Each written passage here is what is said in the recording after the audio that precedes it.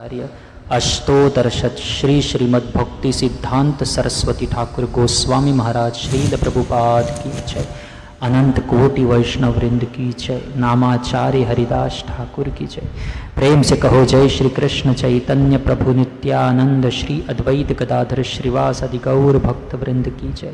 जय श्री राधा कृष्ण गोप गोपीनाथ श्याम कुंड राधा कुंड गिरि गोवर्धन की जय।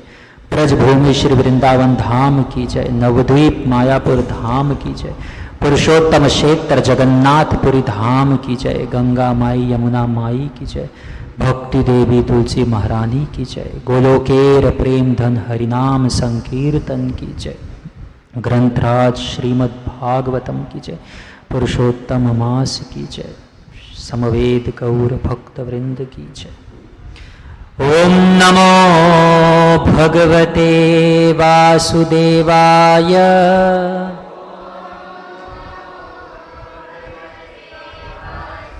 ओम नमो भगवते वासुदेवाय।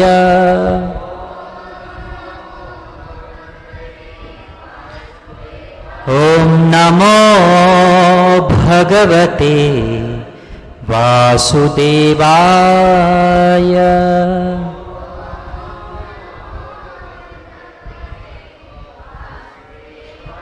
नारायणं नमस्कृत्यं नरं चैव नरोत्तमं देवीं सरस्वतीं व्यासं ततो जयमुदीरये। नष्टप्रायेषु अभद्रेषु नित्यं भागवत सेवया भगवते उत्तमश्लोके भक्तिर्भवति नैष्ठिकी। कृष्णाय वासुदेवाय देवकी नंदनाय च नंदगोपकुमाराय गोविंदाय नमो नमः। हे कृष्ण करुणा सिंधु दीनबंधु जगत्पते गोपेश गोपिका कांत राधा कांत नमोस्तुते। तप्त कांचन गौरांगी राधे वृंदावनेश्वरी वृषभानुसुते देवी प्रणमामि हरिप्रिये। वाञ्छाकल्पतरुभ्यश्च कृपा सिंधुभ्य एव च पतितानां पावनेभ्यो वैष्णवेभ्यो नमो नमः। जय श्री कृष्ण चैतन्य प्रभु नित्यानंद श्री अद्वैत गदाधर श्रीवासादि गौर भक्तवृंद। हरे कृष्णा कृष्णा कृष्णा हरे हरे हरे राम राम राम हरे हरे।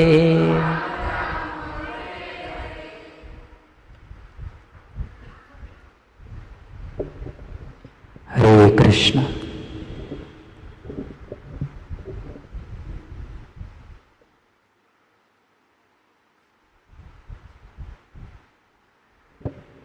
तो हमने कल तक 9वें स्कंद तक चर्चा किया, वो भी संक्षिप्त में कुछ प्रमुख लीलाएं। और वास्तव में कई जगह पर जब भागवत कथा होती है तो 3 दिन के पश्चात ही दशम स्कंद प्रारंभ कर दिया जाता है, तीसरे ही दिन या चौथे ही दिन। लेकिन विशेष रूप से भागवत का दशम स्कंद, ये पूरा भागवत पहले ही स्कंद में परीक्षित महाराज यहाँ की शौनक आदि ऋषि सुत गोस्वामी को पूछते हैं कि कृष्ण की लीलाओं के बारे में बताओ, कृष्ण का जन्म कैसे हुआ, उनकी लीलाओं के बारे में बताओ। तो भागवतम का मुख्य विषय है कृष्ण।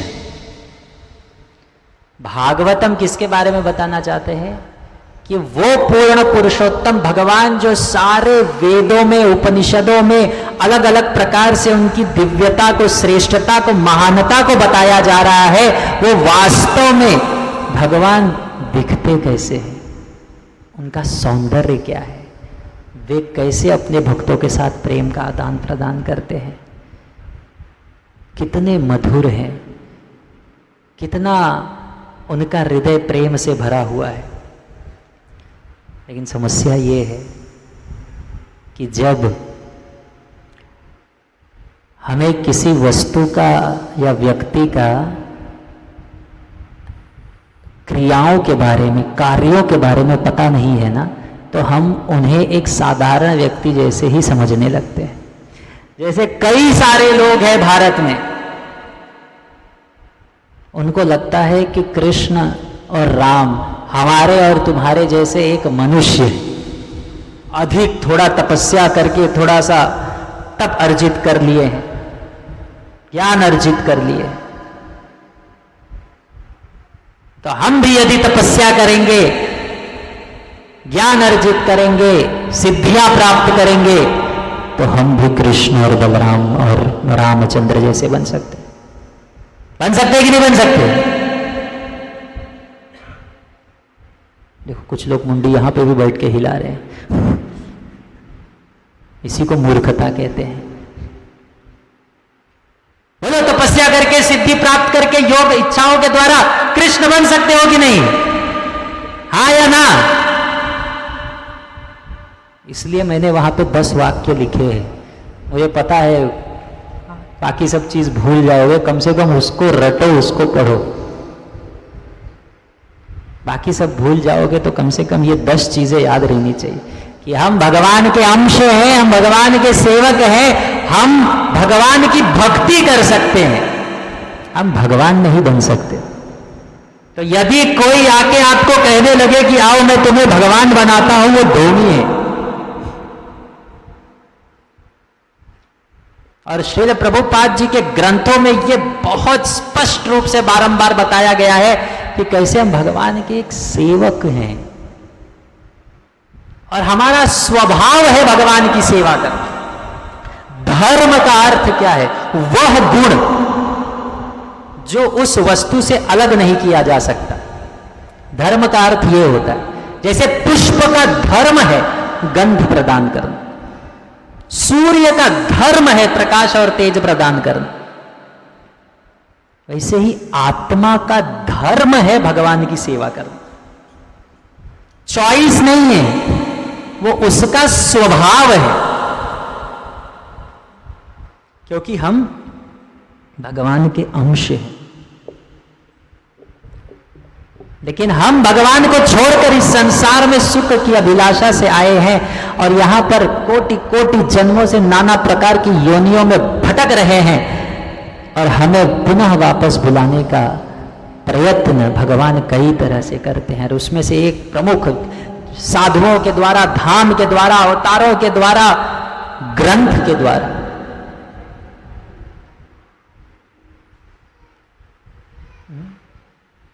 कृष्ण जब अपने धाम में चले गए,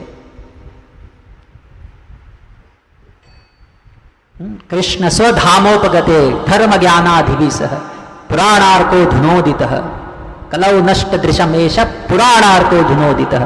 कलयुग में जब कृष्ण चले गए तो कलयुग में धर्म बचा के कौन रखा है?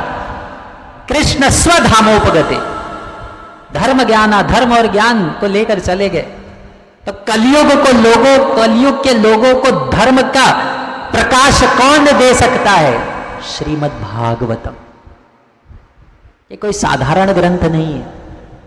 और श्रीमद् भागवतम का मुख्य विषय है भगवान की सुंदर, बाकी सब उपनिषदों में भगवान की शक्तियां, भगवान विशाल है, भगवान को हमारे जैसे हाथ पैर नहीं है, हम भगवान को इन आंखों से नहीं देख सकते।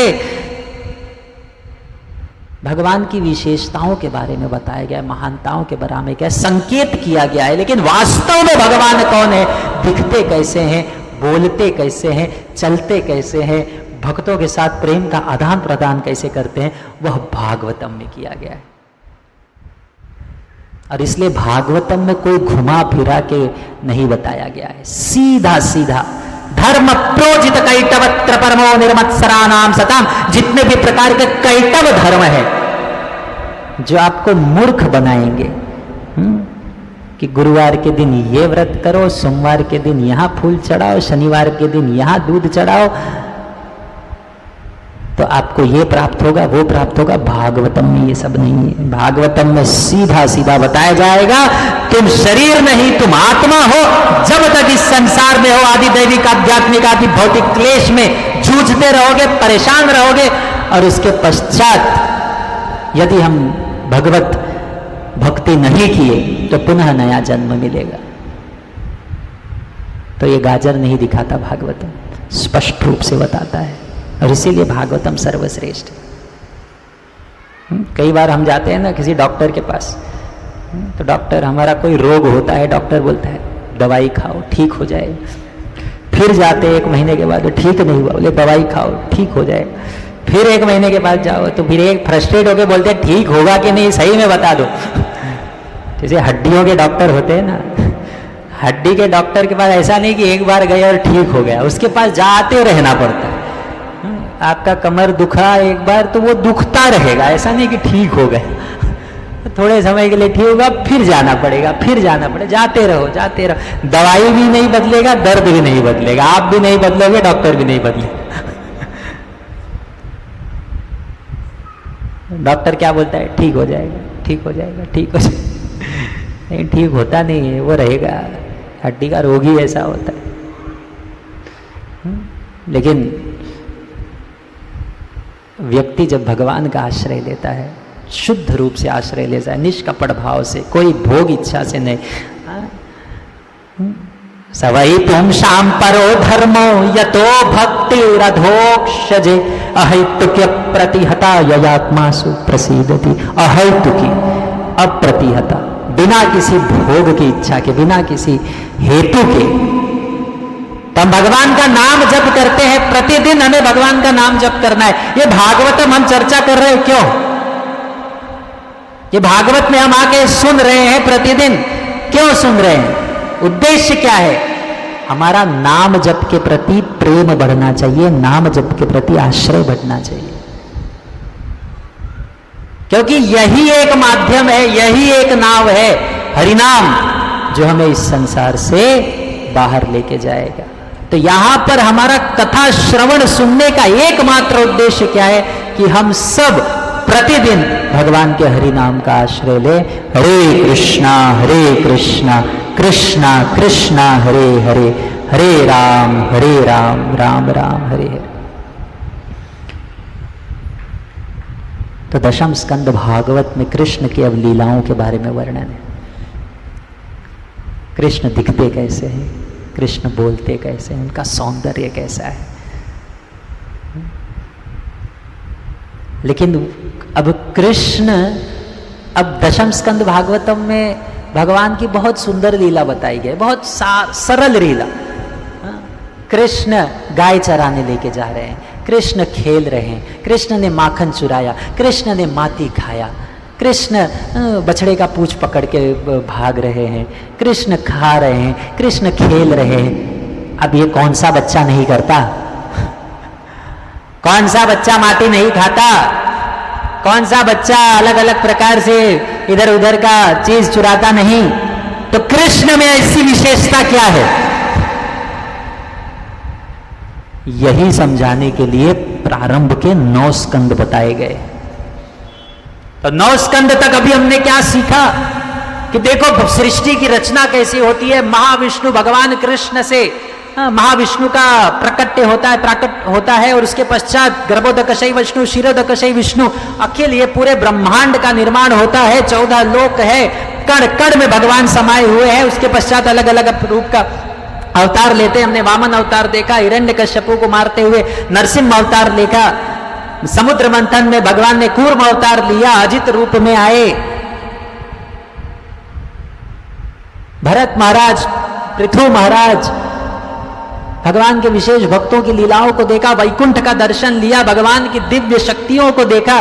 वो सब देखने के पश्चात अब बता रहे कि ये जो विशाल शक्ति है ये किनसे निकलता है, कौन इसके स्वामी है? ये छोटा सा बालक जो माटी खा रहा है, ये छोटा सा बालक जो अपनी माता के पास दौड़ के जाता है, बोलता है मुझे भूख लगी है, जो माता के छड़ी दिखाने से घबरा जाता है, ये कोई साधारण बालक नहीं है, ये सृष्टि का स्वामी है, लेकिन प्रेम के बंधन में पूर्ण रूप से बंध गया है। ये है कृष्ण और ये है दशम स्कंद। तो जब हम कृष्ण लीला सुनते हैं तब हमें समझना चाहिए कि ये कृष्ण लीला उस भगवान का है जिनके इच्छा मात्र से इस पूरे ब्रह्मांड का निर्माण होता है। ब्रह्मा जी का 100 वर्ष का आयु जिनके एक श्वास के समान है, वो कृष्ण अब अलग अलग प्रकार की लीलाओं को करेंगे। इस दृष्टिकोण से हमें कृष्ण लीला सुननी चाहिए, तब वो लीला हमें मधुर लगेगा।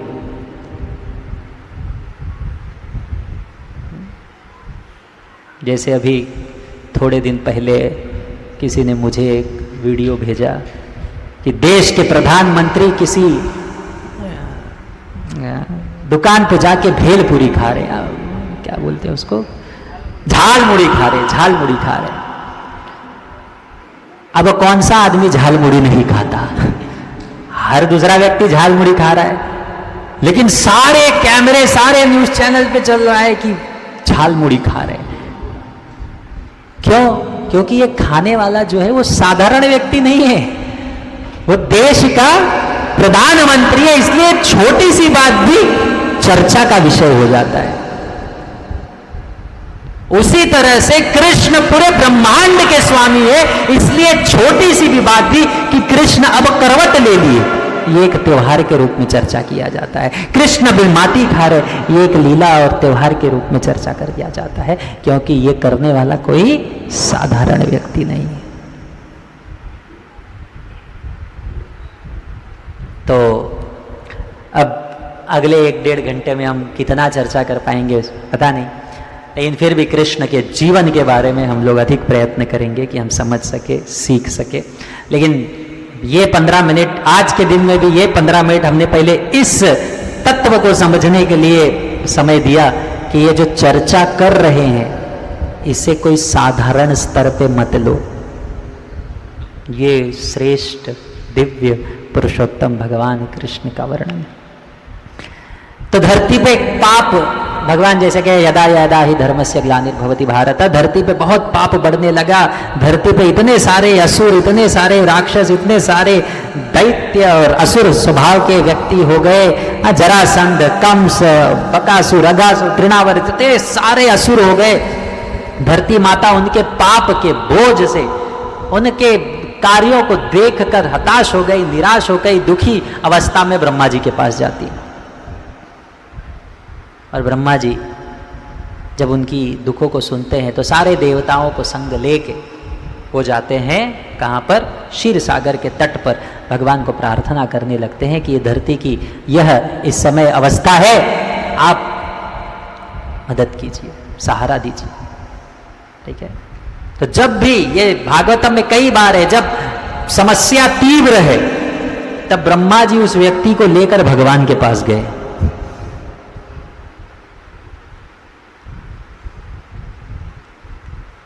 तो फिर जब सब लोग वहां पे सुंदर पुरुष सूक्त प्रार्थनाओं के द्वारा भगवान को प्रसन्न करते हैं, भगवान सबको दर्शन नहीं देते, केवल ब्रह्मा जी को ध्वनि के रूप में संदेश देते हैं कि सब लोग को कहो कि यदुवंश में जाके अलग अलग रूप में वो जन्म ले। सारे देवता यदुवंश में जाके अलग अलग तरह से जन्म ले। मैं शीघ्र ही यदुवंश में आऊंगा और सारे असुर का विनाश करूंगा। इस कार्य में आप सब लोग मेरी सहायता करो।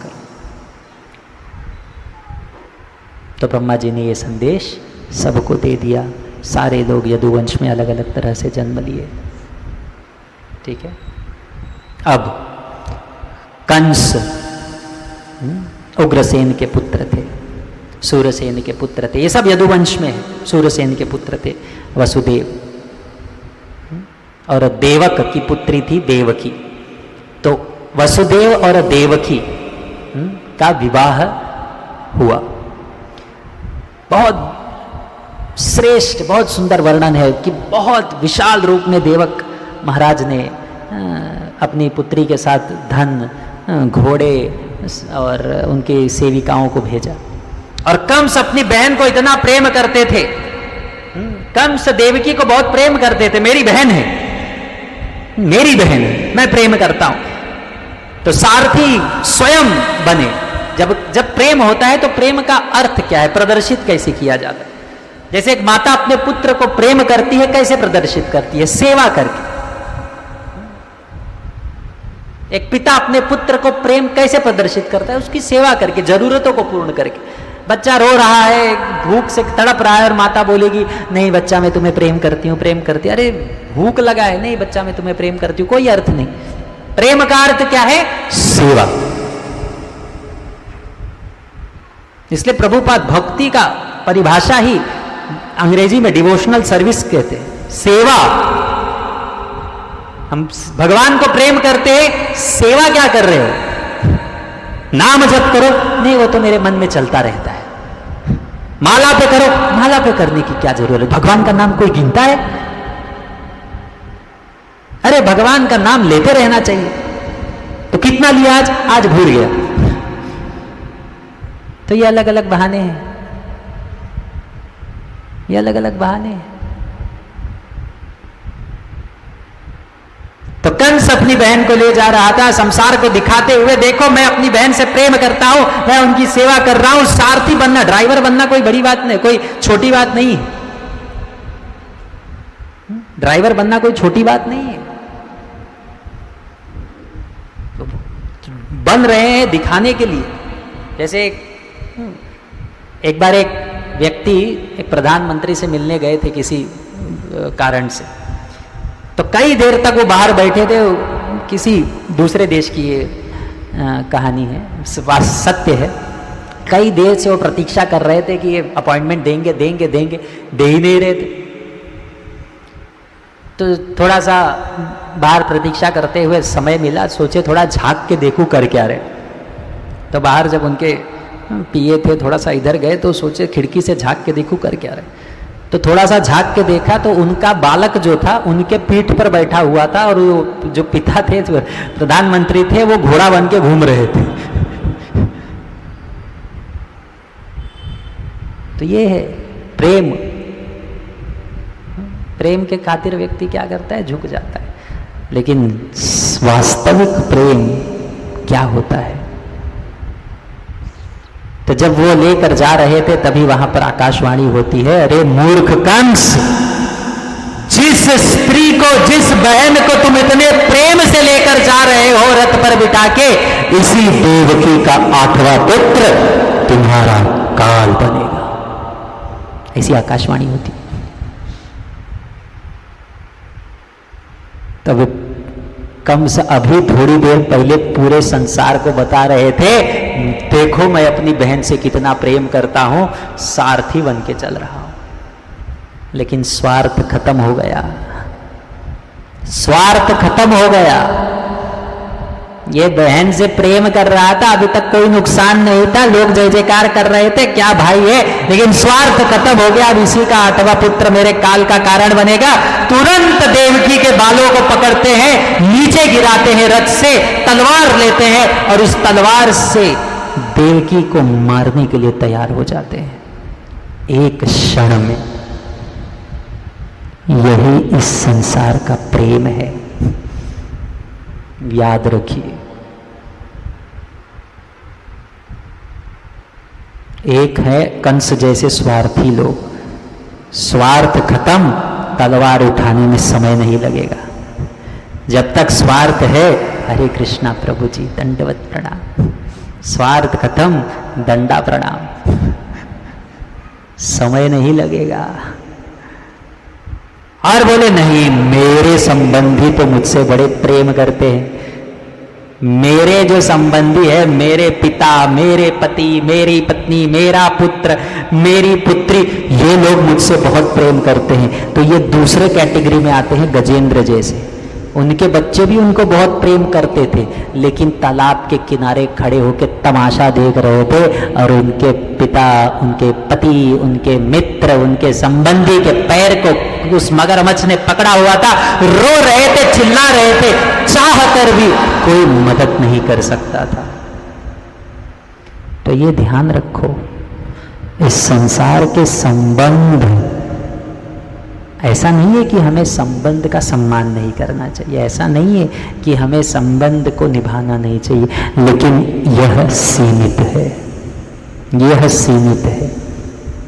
या तो स्वार्थ के स्तर पे है, या तो चाह कर भी कोई तुम्हारा मदद नहीं कर पाएगा, यही जीवन है। इसीलिए एकमात्र आश्रय प्रत्येक जीवात्मा का इस संसार में कौन है? केवल कृष्ण, और कोई नहीं। सारे संबंधों पर कलंक लगता है, सारे संबंधों पर। हमने इसको चर्चा किया है, पुनः चर्चा करते हैं। पिता और पुत्र, कितने सारे, बहुत बड़े उद्योगपति है मुंबई में, पिता ने उनका प्रॉपर्टी लेके उनको घर से निकाल दिया, भाड़े के रूम में रहते हैं। पिता माता को वृद्धाश्रम में डाल के आ गए। कितने उदाहरण हैं, ध्यान नहीं रख रहे हैं, बुलाते हुए फिर भी नहीं आते। पुत्र, छोटा बच्चा पुत्र, जब हम उसका लालन पोषण करते हैं, लगता है मेरा बड़ा ध्यान रखेगा, बड़ा प्रेम करेगा, नहीं हो पाता, चाह कर भी नहीं हो पाता। सबसे निष्कलंक पवित्र रिश्ता तथाकथित बाह्य रूप से माता और पुत्र का होता है। बाकी सबका तो पूछना ही का, भाई भाई बचपन में बड़े प्रेम से रहेंगे, बड़े होने के पश्चात 10-10 साल एक दूसरे का चेहरा नहीं देखेंगे, कुछ टुकड़े जमीन के लिए, बाकी संबंधी का तो पूछना ही ना। लेकिन माता का रिश्ता सर्वश्रेष्ठ है, लेकिन फिर भी स्वार्थ के कारण कितनी सारी माताएं हैं जो गर्भ में ही अपने संतान को मार डालती हैं। कितनी सारी माताएं हैं, कहाँ गया प्रेम?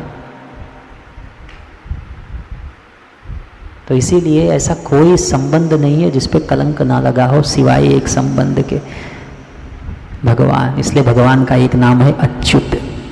अच्युत यानी वे अपने लिए, अपने चरणों पर आश्रित भक्तों को कभी छोड़ते नहीं। इसलिए भगवत गीता में कहते हैं, क्षिप्रम भवति धर्मात्मा शाश्वत शांति निगच्छति कौन्तेय प्रतिजानिहि न मे भक्त्या प्रणश्यति। मेरे भक्त का कभी विनाश नहीं होता। इसलिए भगवान के आश्रय लेना चाहिए और किसी का नहीं। और बाकी सब ठीक है, अपने बाह्य रूप से ऐसा नहीं है। जब भी हम इस दिव्य ग्रंथ के उपदेशों को सुनते हैं, ऐसा नहीं कि हमें संसार में निरस होकर, रोबोट होकर घूमना है। हमें केवल यह समझना है कि ये सब हमारे रेलवे ट्रेन के डिब्बे हैं,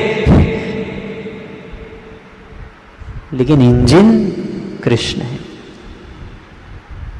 बाकी सब ठीक है, इन समय आने पे सब बिछड़ जाएंगे, लेकिन इंजन बिछड़ गया तो वहीं रह जाओगे, कुछ नहीं हो सकता। 10 डिब्बा ट्रेन है, पीछे का 2 डब्बा निकल गया फिर भी ट्रेन चलेगा, 4 डब्बा निकल गया फिर भी ट्रेन चलेगा, सारे डिब्बे हैं और इंजन निकल गया, ट्रेन नहीं चलेगा। इसीलिए हमें कृष्ण का आश्रय प्रमुख रखना है, बस हमें यही जीवन में सीखना है। तो उसके पश्चात सब लोग जन्म लेते हैं और बस कंस जब उनको मारने के लिए तैयार होते हैं, वसुदेव उनको रोकते हैं कि अरे ये क्या कर रहे हो।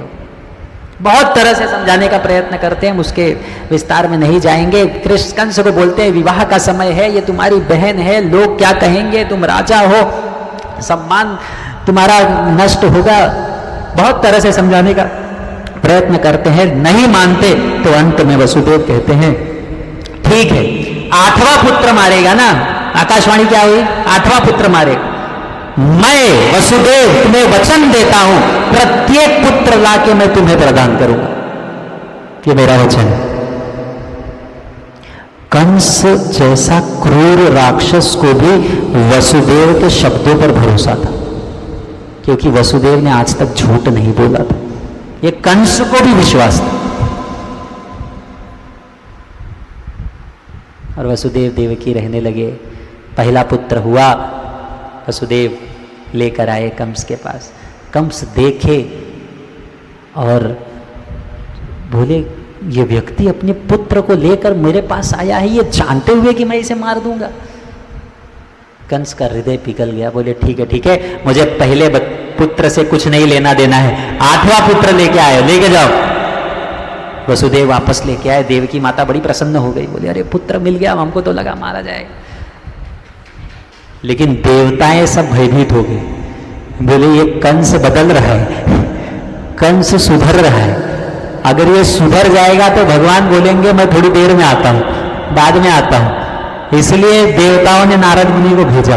बोले, थोड़ा सा कंस को समझाओ कि अपना क्रूरता का ट्रैक रिकॉर्ड बनाए रखे, नहीं तो भगवान बोलेंगे मैं थोड़ा बाद में आऊंगा। तो नारद मुनि गए और बोले, कंस तुमने पहले बालक को छोड़ दिया। बोले, हाँ, मुझे तो 8वां बालक को मारना है। बोले, अरे मूर्ख, ये भगवान है, विष्णु है, ये किस रूप में आएंगे, कैसे मारेंगे? कल को गिनती लेके चलोगे, बोलोगे ये पिछले मैंने गिनती तो उल्टा चालू किया था, ये पहला बालक ही 8वां था क्योंकि मैंने 8वें से चालू किया था, कल को ये पहला बालक ही तुम्हें मार सकता है, इसलिए रिस्क मत लो। तो कंस बोला, बात में तो दम है।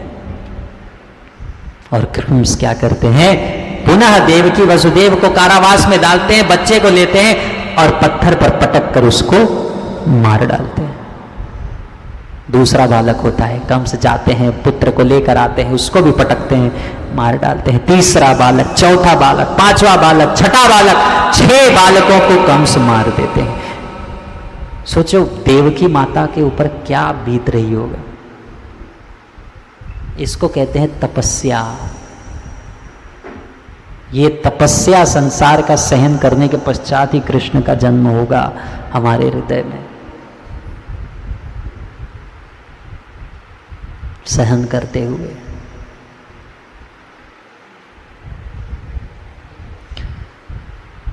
उसके पश्चात अब ये 6 पुत्र थे कौन, यह भी एक बहुत महत्वपूर्ण संदेश है। संक्षिप्त में बताता हूं। ब्रह्मा जब सृष्टि की रचना कर रहे थे ना, तो एक बार रजोगुण से इतनी प्रभावित हो गए थे कि अपने ही पुत्री के प्रति उनको आकर्षण हो गया था कुछ समय के लिए। तो मरीचि के 6 पुत्र थे, वे ब्रह्मा जी को के ऊपर हंसने लगे। अरे क्या अपनी पुत्री के प्रति आकर्षित हो गए, उनके ऊपर हंसने लगे, उपहास करने लगे, निंदा करने लगे। तो ब्रह्मा ने तो अपना शरीर त्याग दिया, भगवान की कृपा से सेवा में थे तो उन्होंने त्याग दिया। लेकिन मरीचि के ये जो 6 पुत्र थे ना, ये अगले जन्म में हिरण्यकश्यप के पौत्र बनकर आए और उसके पश्चात इस जन्म में देवकी के 6 पुत्र बन के आए और उनको मृत्यु प्राप्त हुई।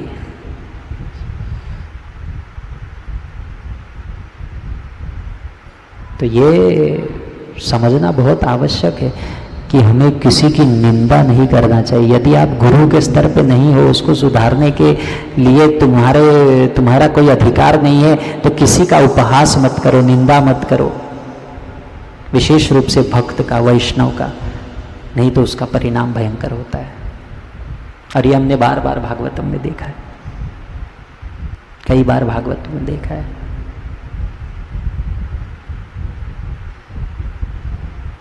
अब इसके पश्चात 7वां पुत्र स्वयं संकर्षण, भगवान के एक प्रकार से बलराम जी आदि गुरु, माता देवकी के गर्भ में प्रवेश करते हैं और योग माया के द्वारा संकर्षण उनके गर्भ से स्थानांतरित हो जाते हैं वसुदेव की दूसरी पत्नी रोहिणी माता के गर्भ में। ठीक है, बलराम जी, इसलिए ये 2 परिवारों को जोड़ते हैं, इसलिए इनका नाम संकर्षण भी। ये आनंद प्रदान करते हैं, इसलिए इनका नाम बलराम है। राम बल प्रदान करते हैं भक्ति में, इसलिए इनका नाम बलदेव है। और कृष्ण उनको ताऊ बुलाते थे, ताऊ बुलाते थे। बलराम जी चले गए तो सबको समाचार क्या गया कि अरे 7वें पुत्र का तो गर्भपात हो गया। अब आया 8वां।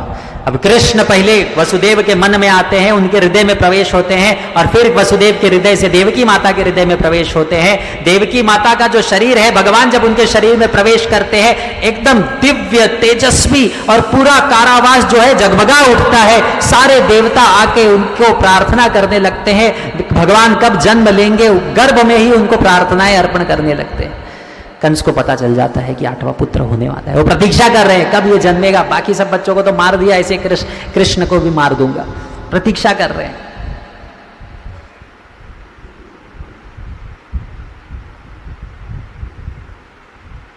और इस तरह समय आता है भाद्रपद मास के रोहिणी नक्षत्र में, शुक्ल पक्ष के अष्टमी में, मध्य रात्रि में भगवान श्री कृष्ण का इस संसार में जन्म होता है। बोलो श्री कृष्ण भगवान की जय। अब भगवान कृष्ण का जन्म हमारे जन्म जैसा नहीं। ठीक है, एक सेकंड।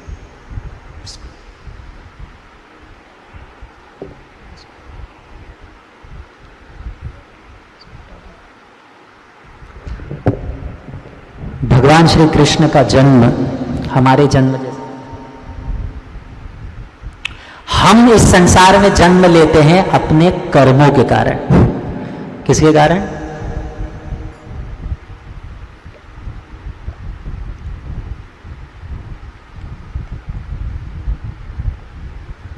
जैसे हम हॉस्पिटल जाते हैं तो अपने रोग के कारण, कुछ तो उटपटांग खाए हैं, पेट खराब हो गया है, फिर हम हॉस्पिटल जाते हैं। तो हमारे कर्मों के कारण हम हॉस्पिटल जाते हैं। डॉक्टर हॉस्पिटल क्यों जाता है?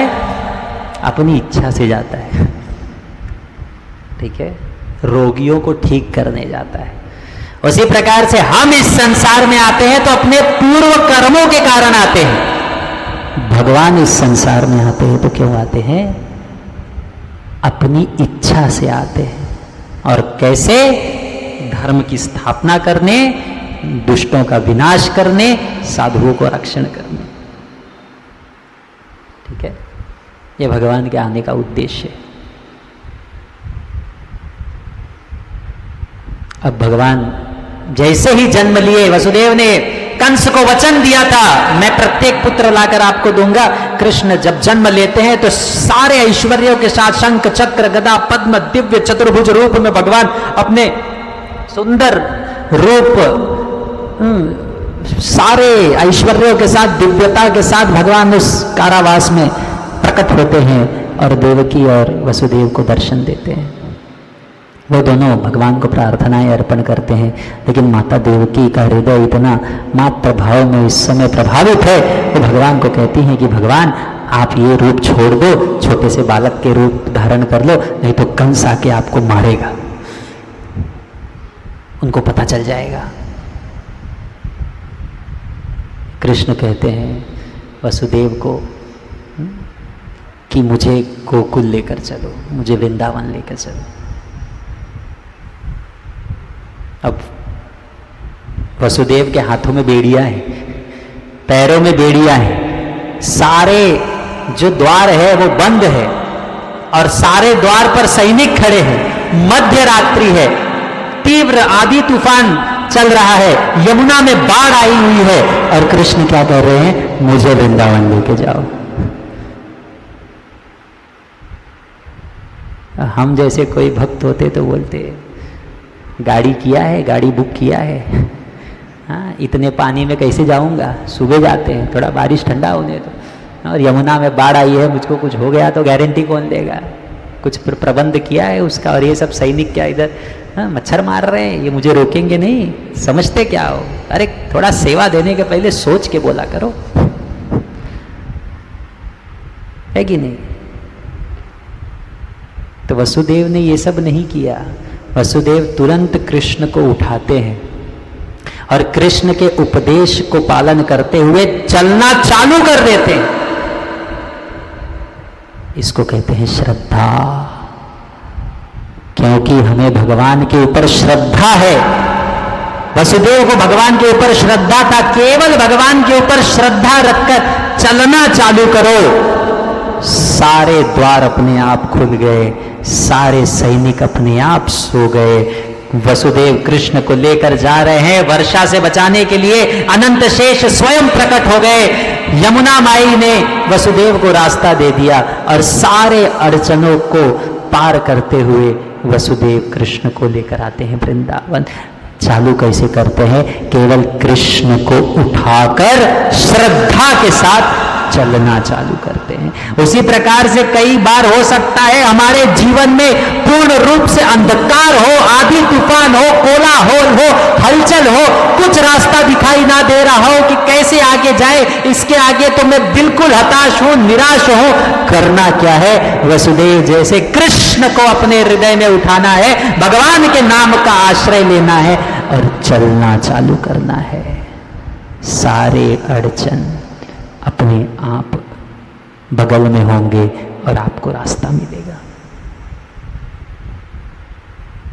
कृष्ण को वृंदावन में, वहां पर यशोदा माई ने एक पुत्री को जन्म दिया होता है।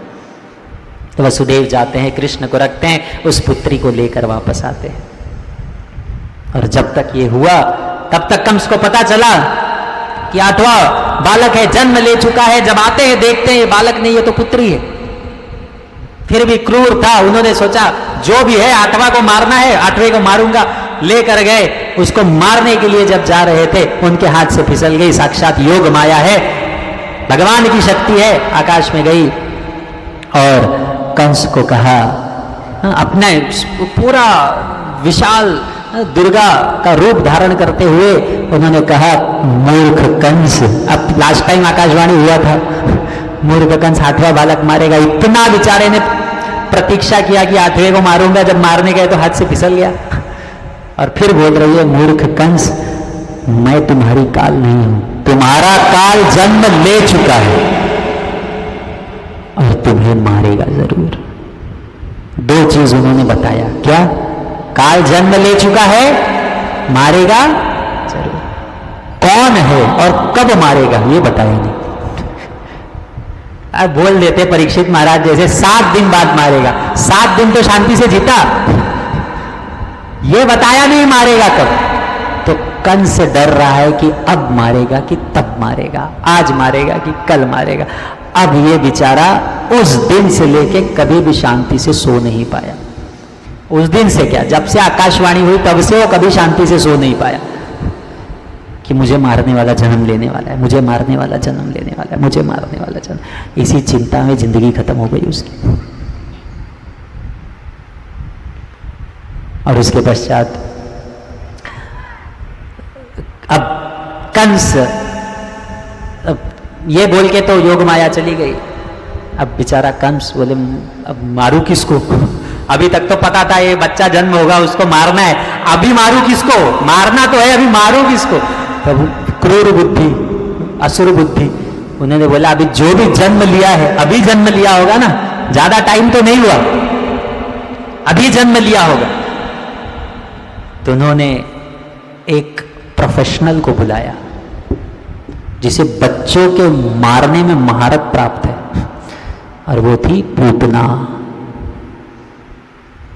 पूतना को बुलाई, उनकी सेविका थी। उन्होंने कहा, जाओ जितने भी बच्चे पिछले 1 महीने में जन्म लिए हैं सबको मार डालो, टेंशन ही खत्म, रिस्क नहीं लेना।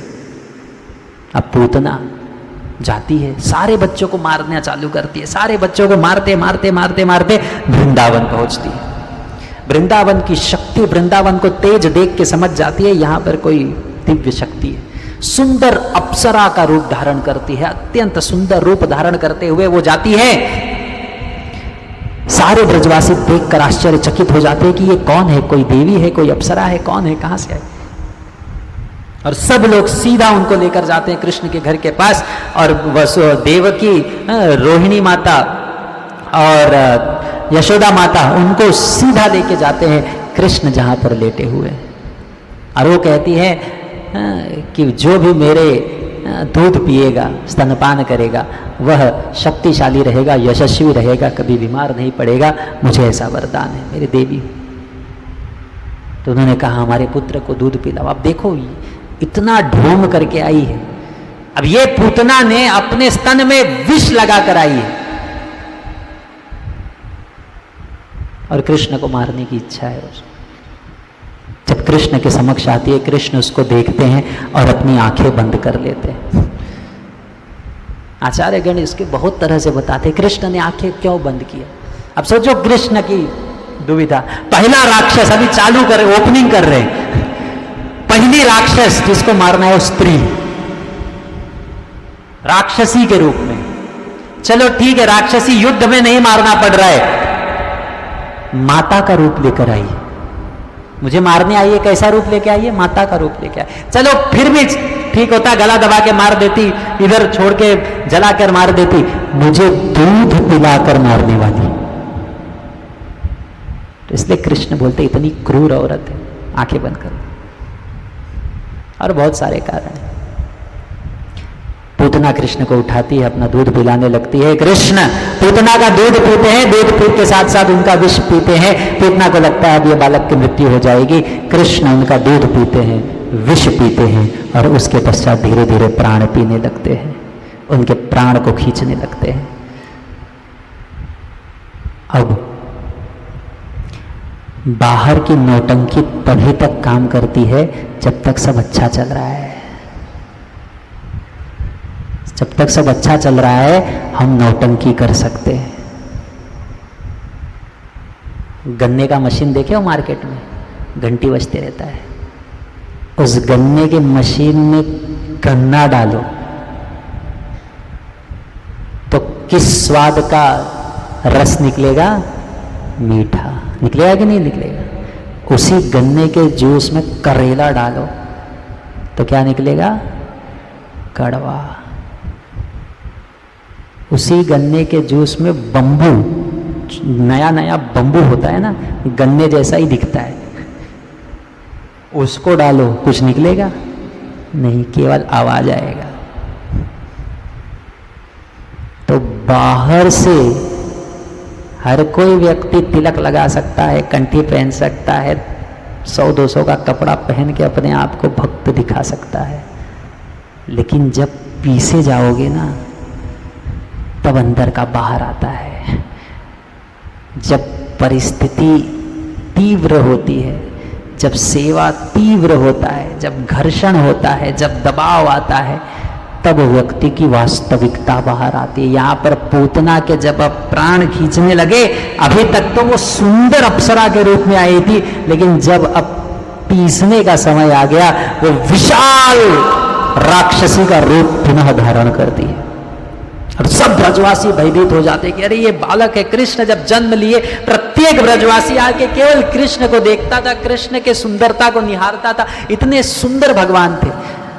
और पूतना इतना विशाल राक्षसी, उनके प्राण, उनके सब कुछ उनके कृष्ण को लेकर इतनी विशाल। पूतना का हाइट कितना था? पूतना कितनी लंबी थी? 12 किलोमीटर। माउंट एवरेस्ट 8.5 किलोमीटर है, उससे ऊंची पूतना थी, 8 मील के आसपास। मैं 12 अंदाजा बोल रहा हूं, इतनी बड़ी पूतना थी। और कृष्ण छोटे से बालक थे, 10 दिन के थे। कृष्ण कितने दिन के थे? 10 दिन के। और कृष्ण को मारने का प्रयत्न कर रहे हैं। तो फिर कृष्ण धीरे धीरे उनके प्राण पीने लगते हैं और पूतना के प्राण खींच लेते हैं।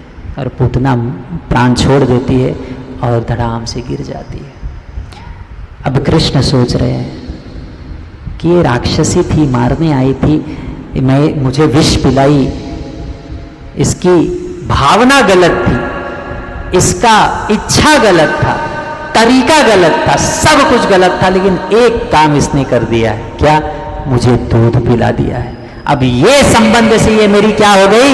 माता बन गई, इसीलिए इसे नरक नहीं प्राप्त होगा। अरे कृष्ण जिसको मारते हैं उसको तो मुक्ति प्रदान करते हैं, लेकिन इसको मुक्ति भी नहीं, इसको मैं अपने धाम में माता का स्थान प्रदान करूंगा। कृष्ण जन्म लेते ही बता रहे हैं कि कोई मुझे मारने आया और उसको मैं माता का स्थान प्रदान कर रहा हूं, संसार के सारे दुखों से मुक्त करके भगवत धाम में माता का स्थान प्रदान कर रहा हूं। क्यों? केवल कुछ बूंद दूध उसने मुझे पिला दिया। और उद्धव जी इसको सुनकर ये जब लीला स्मरण कर रहे हैं, बोल रहे हैं अरे कौन ऐसा मूर्ख है इस संसार में जो ऐसे कृष्ण से प्रेम नहीं करेगा। अहो बकियम स्तन कालकूटम जिघाम सयापायदप्य साधुवी लेभे गतिम धात्रिमुचितम ततोन्यम कम वा दयालुम शरणम ब्रजेन। अरे इससे दयालु कोई है क्या संसार में? ढूंढ कर भी इससे दयालु कोई मिलेगा कि जो उसे विष पिलाने आई है उस स्त्री को वो भगवत धाम में माता का स्थान प्रदान कर रहे हैं। तो प्रत्येक व्यक्ति यदि प्रेम पूर्वक भगवान को भोग लगाएगा, दूध पिलाएगा, भगवान उसे क्या स्थान प्रदान करेंगे? वैरी भाव में उसने दूध पिलाया, माता बन गई। तुम प्रेम से भगवान को भोग लगाओगे, हमारा क्या गति प्राप्त होगा? करना क्या है? बस साधारण शुद्ध शाकाहारी भोजन, भगवान को भोग लगाना। इसलिए हर घर में भोग लगना चाहिए।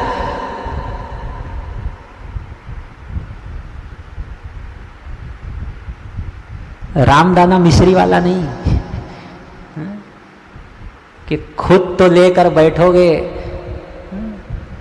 आपका वांगा बटाटा पकोड़ा जो भी आप लोग खाते हो, दाल बाटी पराठा, और भगवान को एक छोटी सी कटोरी में 4 रामदाना 2 काजू डाल के बोलते भोग लगा दिया।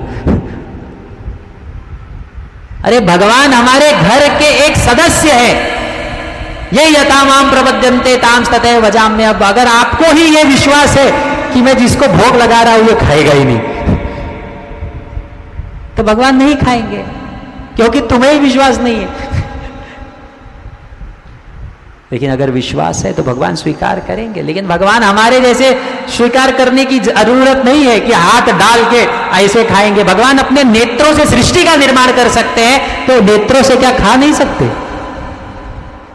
अंगान यस्य सकलेन्द्रिय वृत्तिमंति। भगवान अपने किसी भी इंद्रिय से कोई भी कार्य कर सकते, केवल इच्छा मात्र से सृष्टि का निर्माण कर सकते, तो नेत्रों से क्या खा नहीं सकते? भगवान अपने नेत्रों से केवल देखकर आपके भोग स्वीकार करते हैं और वापस से वो प्रसाद के रूप में प्रकट करते हैं। ये हमारा भाव होना चाहिए। ऐसा नहीं कि रख दिया थोड़ी देर बाद निकाल दिया, खाए नहीं खाए क्या फर्क पड़ता है। इसकी बहुत सारी लीलाएं, हम उसमें नहीं जाएंगे, लेकिन ये भाव होता है। तो ये पूतना, अब कंस अब समझ गया कि मेरा काल बैठा कहाँ है? वृंदावन में। अभी 10 दिन का है, लेकिन मारा। अब कंस पार्सल भेजने लगे रोज, प्रतिदिन। भागवतम में तो कुछ राक्षसों का वर्णन है, लेकिन कंस रोज एक राक्षस भेजने लगे कृष्ण को मारने के लिए।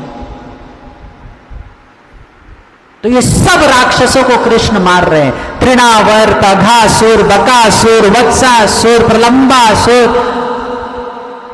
कई राक्षसों को मारा। केशी, अरिष्टासुर, व्योमासुर। लेकिन ये सब राक्षस कौन है? हर एक राक्षस को मार रहे हैं। ये सब राक्षस को मार क्यों रहे हैं भगवान?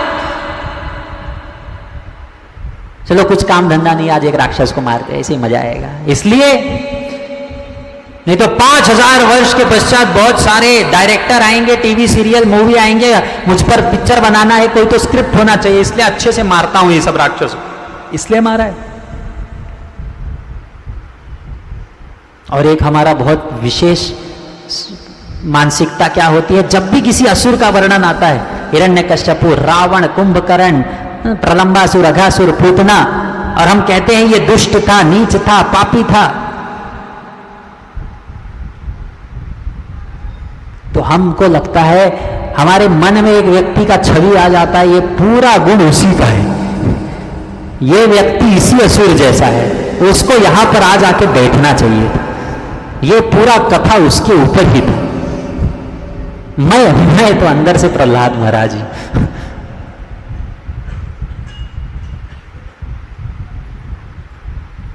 और दूसरा कारण, भगवान ये सब असुरों को क्यों मारते हैं, ये सब लीलाओं को क्यों करते हैं?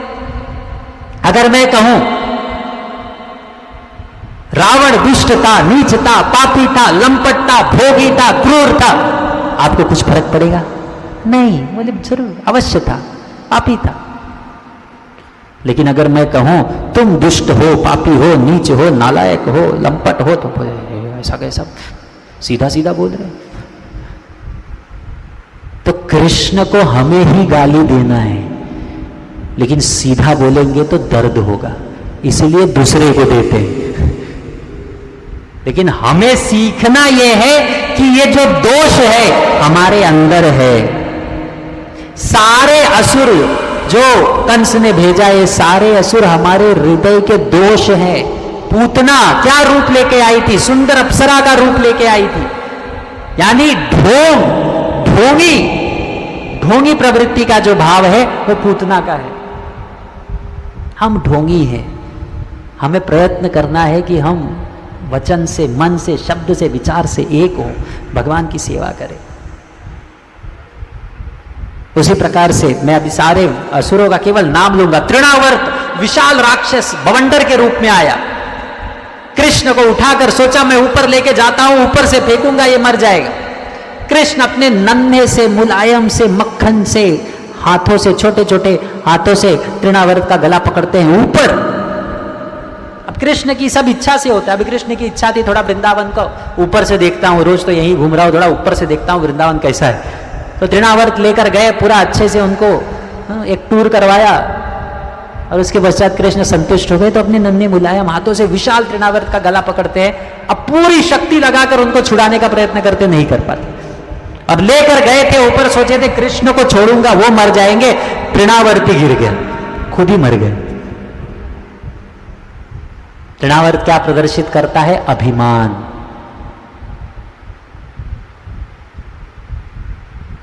या फिर शास्त्रों का गलत अर्थ निकालना।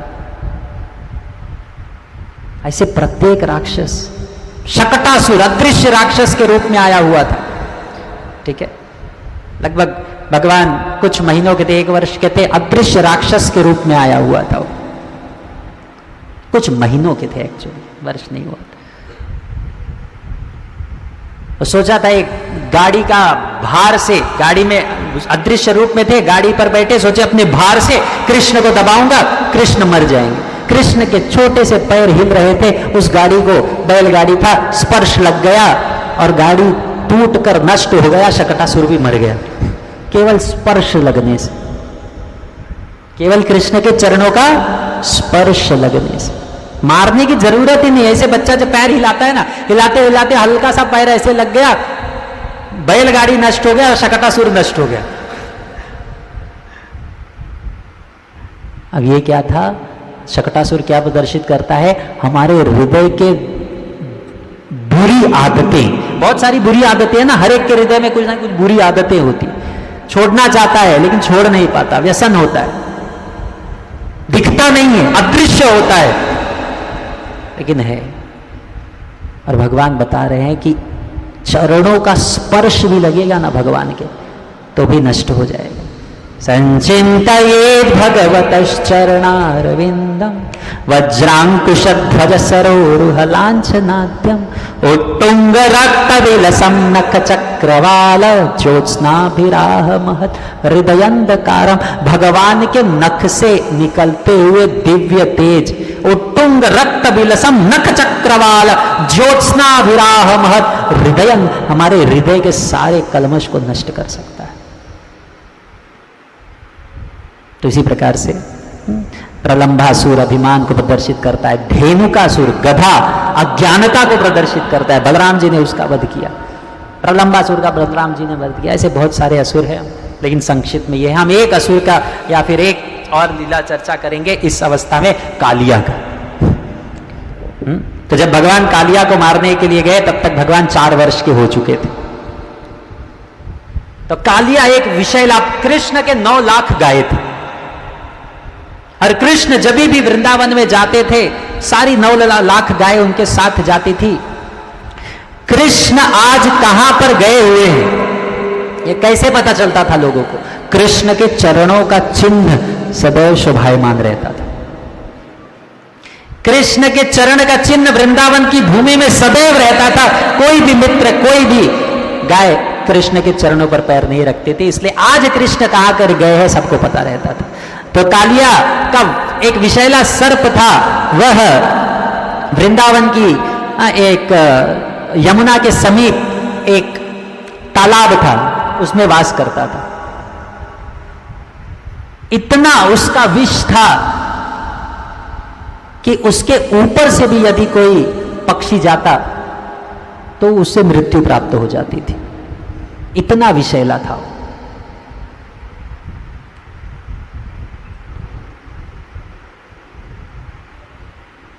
तो कृष्ण ने एक बार सोचा अब इसे दंड दूंगा। सबको लेकर गए उस तालाब के तट पे। कृष्ण की गाय और मित्र गए उस तालाब के पास, जाते ही उनकी मृत्यु हो गई। कृष्ण वहां पर आए, एक वृक्ष पर चढ़ते हैं और उसके पश्चात कमर बांधते हुए पानी में छलांग लगाते हैं। अब जब कृष्ण पानी में जाते हैं और पानी में हलचल करने लगते हैं, पानी में तीव्र हलचल होने लगता है, कालिया को क्रोध आता है। कालिया तुरंत आते हैं। यहां पे कई बार यही वर्णन है, कालिया इतना सौभाग्यशाली है, सोचो कितना सौभाग्य है कि कोटि कोटि जन्मों के तपस्या के पश्चात कोई व्यक्ति ध्यान करेगा तब जाके उसे कृष्ण का दर्शन होता है। ये पापी दुष्ट कालिया को बिना कुछ किए भगवान का दर्शन मिल रहा है, लेकिन मन में भाव क्या है? मैं कृष्ण को मारूंगा। क्यों? क्योंकि हृदय में द्वेष है। कृष्ण सामने आ भी गए, कृष्ण दिखते नहीं है। इन आंखों से देखने का प्रयत्न करो तो भी दिखेंगे नहीं, लेकिन कृष्ण आ भी गए सामने। तो यदि प्रेम नहीं है हृदय में तो भावना क्या होगी? यही कालिया जैसे, मैं कृष्ण को मारूंगा। अब कालिया कृष्ण को मारने का प्रयत्न कर रहे, कृष्ण इधर भाग रहे उधर भाग रहे, थोड़ी देर खेले, उसके पश्चात अपनी इच्छा से कालिया के लपेट में आ गए। सारे ब्रजवासी तब तक तो उस तालाब के तट पर आ गए थे और कृष्ण को पहली बार देख रहे हैं। कृष्ण कालिया के लपेट में है और देख रहे हैं उनके प्राण धन, उनके सब कुछ, उनके जीवन का स्रोत कृष्ण कालिया के लपेट में है। अब उनको लगा कि कालिया अब नहीं, कृष्ण नहीं बचेंगे। यशोदा माई देखकर वो दृश्य उनके हृदय वेदना से अत्यंत व्याकुल हो उठती है, वहीं पे मूर्छित हो जाती है। नंद महाराज अत्यंत घबरा जाते हैं, सब लोग रोने लगते हैं कि अब कृष्ण हमें वापस नहीं मिलेंगे। और बलराम जी वहीं पे खड़े होकर हंस रहे हैं, बोलिए पानी के सांप को क्या कृपा दे रहे हैं भगवान। एक छोटे से सांप है और भगवान इसको इतना कृपा दे रहे हैं। जब देखे कि ब्रजवासी अत्यंत तीव्र वेदना में है, कृष्ण अपना आकार बढ़ाने लगते हैं। कालिया ने जो लपेट किया था वो धीरे धीरे छूटने लगता है। कृष्ण बाहर आते हैं और कृष्ण कालिया के फनों पर चढ़ जाते हैं। कृष्ण कालिया के सैकड़ों फन थे, कृष्ण उनके फनों पर अब दिव्य अद्भुत अभूतपूर्व नृत्य प्रारंभ करते हैं। आनंद कंद वन से, उच्च लोकों से पुष्पों की वर्षा होने लगती है। सारे देवता, गंधर्व, अप्सर, सिद्ध चरण भगवान के इस दिव्य नृत्य का आनंद ले रहे। पूरे ब्रह्मांड में एक उत्सव का माहौल है, सब लोग आनंद है सिवाय एक व्यक्ति के। कौन?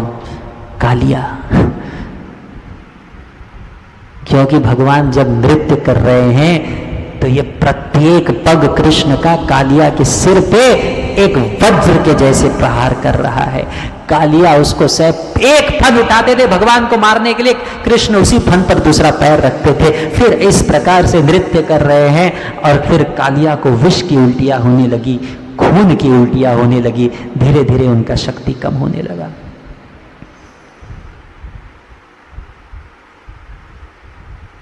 कई लोग आते हैं इस कलयुग में, लोगों को भ्रमित करने के लिए कहते हैं मैं भगवान हूं। तो ये सब परीक्षा लेनी चाहिए।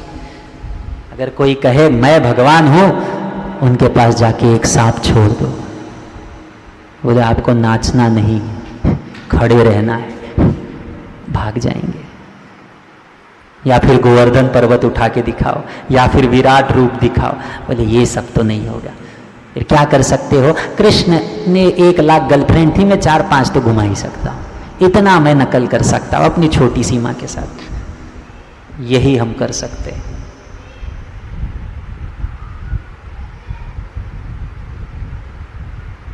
कृष्ण जब नृत्य कर रहे हैं तो एक कालिया का जब शक्तिहीन हो रहा था, तो पहले जब जितनी भी कालिया की पत्नियां थी वे भगवान की भक्त थी। तो पहले जब कालिया मार खा रहा था, कृष्ण उन्हें पीट रहा था, सारी पत्नियां सोच रही थी अच्छा है, 1 नंबर का नालायक है, भगवान का आश्रय नहीं लगता, मार खाने दो इसे। लेकिन जब देखे कि अभी कालिया शक्तिहीन हो गया और भगवान का आश्रय लेने के भाव में है, सारी नागपत्नियां प्रार्थना करने लगती हैं कृष्ण से कि कृष्ण ये तो स्वर्प है, भगवान ईर्ष्या तो इसमें भरा पड़ा है, क्षमा कर। यकीन मानो, इस पूरे ब्रह्मांड में यदि कोई सर्वोच्च भाग्यशाली स्थान है तो किसी भक्त के प्रार्थनाओं में स्थान प्राप्त करना। यदि कोई भक्त आपके लिए प्रार्थना कर रहा है तो आपसे ज्यादा भाग्यशाली और कोई नहीं है, क्योंकि भगवान कदाचित हमारी प्रार्थनाओं को दुर्लक्ष्य कर सकते हैं, एक बार भगवान करते नहीं है, लेकिन हमारे दोष इतने हैं, इतने ढोंगी रूप से जाते हैं कि कई बार हमें ही पता नहीं होता कि हम क्या प्रार्थना कर रहे हैं। लेकिन जब कोई भक्त हमारे लिए प्रार्थना करता है, भगवान उसकी प्रार्थनाओं को अवश्य स्वीकार करते हैं। इसीलिए हमें वैष्णवों की सेवा करनी चाहिए, वैष्णवों की प्रार्थनाएं, आशीर्वाद को प्राप्त करना चाहिए। और फिर कृष्ण ने कालिया को क्षमा किया। कालिया वहाँ से गए और उन्हें बोले कि आप यहाँ से निकल जाओ, सागर में रहो और यहाँ पर वापस मत आना। तो कालिया ने कहा यहाँ से जाऊंगा तो गरुड़ मेरे पीछे पड़ा है, उसकी विशाल लीला है, उस पर चर्चा नहीं करेंगे। संक्षिप्त में 1 मिनट में बताता हूँ। कालिया पूर्व जन्म में एक साधु थे, उनका नाम था वेदशिरा। विंध्य पर्वत पर गए थे एकांत में ध्यान करने के लिए, तपस्या करने के लिए। सोचे यहाँ पे शांति है, कोई डिस्टर्ब नहीं करेगा। तब तक वहां पे और एक ऋषि आ गए, उनका नाम था अश्वशिरा। वो बोले मी पण इथेच बसणार, मी पण इथेच तपस्या करणार। वेदशिरी बोला नहीं, माझा हा स्थान माझा आहे, इथे नको। अश्वशिरा बोले नहीं, मैं भी यही करूंगा, सारी भूमि गोपाल की, हमारा तुम्हारा क्या। जंगल में बैठे और बोल रही है मेरा जगह है, वो तेरा जगह है, वैरागी हो, साधु और इस प्रकार का भाव करते हो। वेदशिरा बोले इस प्रकार से आके मुझे आके परेशान कर रहे हो, काय काय कर रहे हो, मैं तुम्हें शाप देता हूं, कौवा बन जाओ। अश्वशिरा बोले मी पण साधु आहे, मी पण तुम्हाला शाप देतो। तुम इतना ईर्ष्या कर रहे हो, इतना तुम्हारे अंदर अभिमान है, विष जैसे शब्द निकाल रहे हो, मैं शाप देता हूं, तुम सर्प बन जाओ। दोनों साधुओं ने एक दूसरे को शाप दे दिया। भगवान दौड़ते दौड़ते आए, बोले दोनों जन इस प्रकार से झगड़ा कर रहे हो, मुझे दुख हो रहा है। तो फिर दोनों ने अपनी गलती मानी, भगवान को क्षमा मांगा। भगवान ने कहा ठीक है, अब दोनों ने शाप दिया है तो कालिया और तुम अगले जन्म में कालिया बनोगे, मैं ही स्वयं आके तुम्हारा उद्धार करूंगा, तुम्हें कृपा प्रदान करूंगा। और कौवा तुम काकभूषणी बनोगे, राम के लीलाओं को तुम गुणगान करोगे। तो इस तरह से कालिया का पूर्व जन्म था। कहने का अर्थ यह है कि भक्तों का अपमान मत करो, ठीक है। उसके पश्चात एक और बहुत सुंदर लीला है। भगवान ने इस 3 वर्ष के जब भगवान थे तो और एक बहुत सुंदर 2 लीला है, 10-10 5-5 मिनट में दोनों लीला चर्चा करें। बहुत सारी लीला है लेकिन ये 2 प्रमुख लीला है। एक तो है दामोदर लीला। भगवान 2.5 वर्ष के थे तो भगवान प्रतिदिन गोपियों के साथ प्रेम का आदान प्रदान करते थे। भगवान जब छोटे थे घर घर में जाके माखन चुराया करते थे। माखन क्या है? जैसे दूध को दही बनता है, दही का जब सार निकालते हो, दही का जब बाकी सब चीज निकाल के दही का जब दूध का सार निकालते हो तो क्या है? माखन। उसी प्रकार से हमारे हृदय का बाकी चीज हटा के सार जो है वो है कृष्ण प्रेम। तो तो कृष्ण सारे गोपियों के घर जाके अपने प्रेम को स्वीकार करते थे। और कृष्ण जब प्रसन्न है ना, कृष्ण यदि हमसे प्रसन्न है, हमारी सेवा से, हमारे प्रेम से, तो कृष्ण छीन कर खाएंगे, मांगने की जरूरत नहीं। कृष्ण आएंगे, छीन कर खाएंगे। इसलिए कृष्ण यहां पे चुरा के खाते थे। तो सब गोपियां आके बार बार कंप्लेन करती थी कि कृष्ण आते हैं हमारे घर से चुराते हैं, हमारे घर से चोरी करते हैं। अब यशोदा माई को विश्वास ही नहीं होता था। बोलती थी अरे सबसे ज्यादा गाय किसके पास है पूरे ब्रज में? हमारे घर पे है। सबसे श्रेष्ठ गाय किसके घर पे है? हमारे घर पे है। माखन का भंडार सबसे ज्यादा किसके घर पे? हमारे घर पे। तो कृष्ण लो क्वालिटी का माखन जाके दूसरे के घर पे क्यों खाएंगे जब सबसे श्रेष्ठ माखन मेरे घर पे है? लॉजिक ही नहीं है। अगर आपके जेब में 1,00,000 रुपया है तो 10 रुपए के लिए किसी का पॉकेट क्यों मारोगे? आप नाम भी खराब करोगे। तो यशोदा माई विश्वास नहीं करती थी। कई गोपियां आके कंप्लेन की। एक गोपी आई, कृष्ण को रंगे हाथ पकड़ी, यशोदा माई के सामने लेकर गई। कृष्ण बोल रहे थे देखो मुझे लेकर मत जाओ, तुम्हें ही भारी पड़ेगा। बोले नहीं, आज तुम्हें रंगे हाथ पकड़ी और रोज चोरी करते हो, आज चलो दिखाती हूँ यशोदा माई के पास। और यशोदा माई के पास गए और कृष्ण यशोदा माई को कहा देखो आज तुम्हारे बालक को रंगे हाथ पकड़ी हूं, रोज आके माखन चुराता है लेकिन ये चतुर है, भाग जाता है, आज भागने नहीं दिया, पकड़ के लाई हूं देखो। और ऐसा हाथ पकड़ के आगे करती है तो कृष्ण नहीं, उसका ही बालक आगे आता है। और कृष्ण अंदर से आते हैं आंख मलते हुए कि मैया कौन चिल्ला रहा है? तो ये बोलती है ये तो कृष्ण को पकड़ा था, ये कहां से आ गया और ये मेरा बालक कहां से आ गया? तुरंत उसे अपने साड़ी से छुपा लेती है। यशोदा माई कहती है क्यों मेरे बालक के पीछे पड़े हो? बेचारा इतना मासूम दिखता है, देखो ये चोरी कर सकता है। कृष्ण एकदम मासूम चेहरा, एक तो कलाकार है, एकदम मासूम रूप बनाते हैं। और फिर गोपी बोले क्षमा करो, बोले कदाचित तुम्हारा इस समय तबीयत खराब है, लेके जाओ अपने पुत्र को। लेकर जा रही है, सोच रही है मैं तो कृष्ण को पकड़ी थी, ये मेरा बालक कहाँ से आ गया? कृष्ण को पकड़ी थी, मेरा बालक कहाँ से आ गया? फिर नीचे देखती है तो कृष्ण रहता है। तो बोलती है अरे तू फिर आ गया, चलो यशोदा माई के पास तुम्हें दिखाती हूँ। तो उन्होंने कहा देखो पिछली बार गई थी तो बच्चा निकला था, ये बार जाओगे पति निकलेगा। अभी भी बोल रहा हूँ मुझसे मत भिड़ो। तो ये कृष्ण लीलाएं करते थे। तो रोज कृष्ण चुराया करते थे, कोई उनको पकड़ नहीं पाता था। एक दिन यशोदा माई मंथन कर रही थी दूध का, दही का, और कृष्ण आते हैं, उस मथनी को पकड़ते हैं और यशोदा माई को कहते हैं मुझे भूख लगा है, दूध चाहिए। तो कृष्ण का जब नामकरण हो रहा था तो भृगु ऋषि कहे कि अरे ये जो बालक है साधारण बालक नहीं है, ये भगवान है, साक्षात नारायण है। अलग अलग युगों में अलग अलग रूप लेकर इन्होंने जन्म लिया है, ये भगवान है, बोलते हैं। अब यशोदा माई सुन रही है सब, और उनके जाने के बाद सोच रही है ये नारायण है मेरा बालक।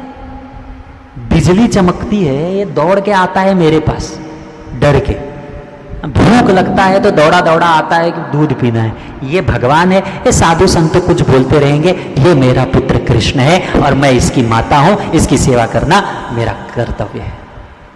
कर्तव्य नहीं, प्रेम है। तो ये है कृष्ण। अब ये जो मात्र भाव है, वृंदावन में मुख्य रूप से 4 प्रकार के रस हैं।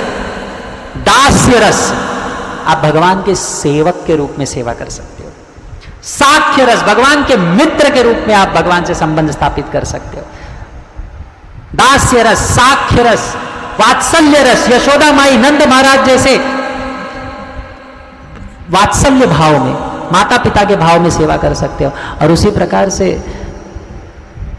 माधुर्य रस, कृष्ण की प्रेमिकाओं के द्वारा।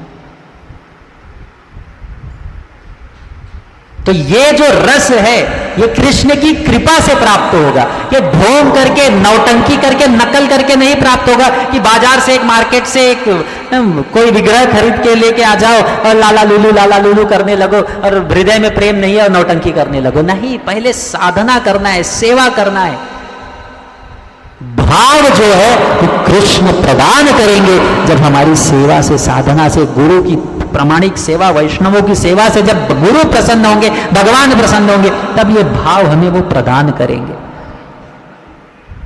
नौटंकी करके नहीं। तब कृष्ण जब यशोदा माई को कहते हैं कि मुझे दूध पीना है, यशोदा माई उठाती है, उनको दूध पिलाने लगती है और अत्यंत दिव्य श्रेष्ठ आनंद के भंडार में डूब जाती है, सागर में डूब जाती है। तब तक कृष्ण यशोदा माई ने अंदर एक दूध रखा हुआ था चूल्हे पे पकने के लिए, और वो दूध उबल रहा था, अब गिरने वाला था। अब यशोदा माई दुविधा में है, अगर उसको उठाने के लिए जाऊं तो कृष्ण को नीचे रखना पड़ेगा। अब यहां पे कृष्ण दूध पी रहे, वहां पे है, दुविधा में थी, लेकिन उन्होंने सोचा पहले उसको जाता हूं, शांत करता हूं, फिर कृष्ण को आके फिर से दूध पिलाऊं। लॉजिकल है। और कृष्ण को नीचे रख के चली जाती है। कृष्ण बोलते हैं मुझे नीचे रख दिया,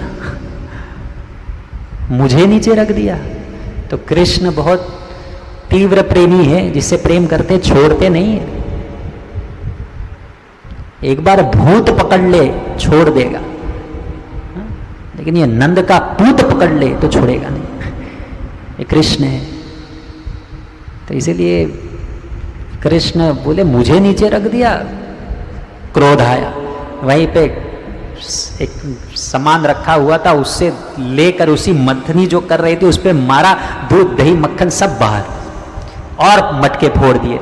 और फिर गए माखन के भंडार में चढ़े, पूरा माखन जो था, आज पूरे इसके पहले ब्रज में चोरी किया करते थे, आज वो खुले आम उनका दिमाग खराब हुआ, घर पे ही डाका डालने लगे। और खा रहे थे, सारे बंदरों को बुला लिया, सबको बुला लिया, और पार्टी चल रहा है। यशोदा माई बाहर आई तो देखिए मटका फूटा हुआ है, ये सब है, चीजें बिखरा हुए है। बोले इतने सारी गोपियां आके रोज कंप्लेन करती थी, कदाचित सही बोल रही थी, ये घर पे इतना कांड कर रहा है तो बाहर क्या कर रहा होगा। छड़ी निकालती है डराने के लिए, कृष्ण को सबक सिखाने के लिए, और जाती है मारने के लिए नहीं, केवल सिखाने के लिए जाती है। पहली बार कृष्ण ने जीवन में यशोदा माई के हाथ में छड़ी देखा, जीवन में आज तक कभी छड़ी नहीं देखा। यशोदा माई के हाथ में छड़ी देखा, उत्कल पे चढ़े हुए थे, नीचे कूदे और भागने लगे यशोदा इस गोकुल के गलियों में। यशोदा माई बोले आज इसको पकड़ के रहूंगी, सिखाऊंगी। यशोदा माई भी पीछे पीछे भागने लगी, हाथ में छड़ी है, यशोदा माई का शरीर भारी है, सर पे पुष्प है, और यशोदा माई भाग रही है, कृष्ण आगे भाग रहे हैं, सुंदर उनके कुंडल है, झूम रहे हैं, छोटे से बालक हैं, गोकुल के गलियों में भाग रहे हैं। सत्यव्रत मुनि बहुत सुंदर रूप से इसे दर्शाते हैं। नमामीश्वरं सच्चिदानन्दरूपं लसत्कुण्डलं गोकुले व्रजमानं यशोदाभियोलुकलादभमानं परामृष्टमात्यन्ततो धृत्यगोप्या। तो ये जो बालक भाग रहा है ये साधारण बालक नहीं है। नमाम ईश्वरम, ये संसार का स्वामी है, सच्चिदानंद है। नमाम ईश्वरम सच्चिदानंद रूपम लसत कुंडलम गोकुले ब्रज, गोकुल के गलियों में भाग रहे हैं भयभीत होके, यशोदा के भय से। अरे जिसके प्रभाव से भय भी भयभीत होता है, साक्षात यमराज जिससे भयभीत होते हैं, वो यशोदा माई के हाथ में छड़ी से भयभीत होते हैं। जे इंद्र के वज्र से नहीं डरते, वो एक गोपी के छड़ी से डर रहे हैं। और यशोदा माई दौड़ते दौड़ते कृष्ण को पकड़ लेती है और कृष्ण को बांध देती है। कृष्ण को, अब काल्यवन कृष्ण को पकड़ नहीं पाया, लेकिन यशोदा माई पकड़ लिया और कृष्ण को बांध दिया। कृष्ण को स्पर्श कोई नहीं कर पाता, यहां पे यशोदा माई कृष्ण को बांध रही। ये होता है प्रेम। प्रेम में भगवान बंध जाते हैं, बाकी आप भगवान को नहीं बांध पाओगे।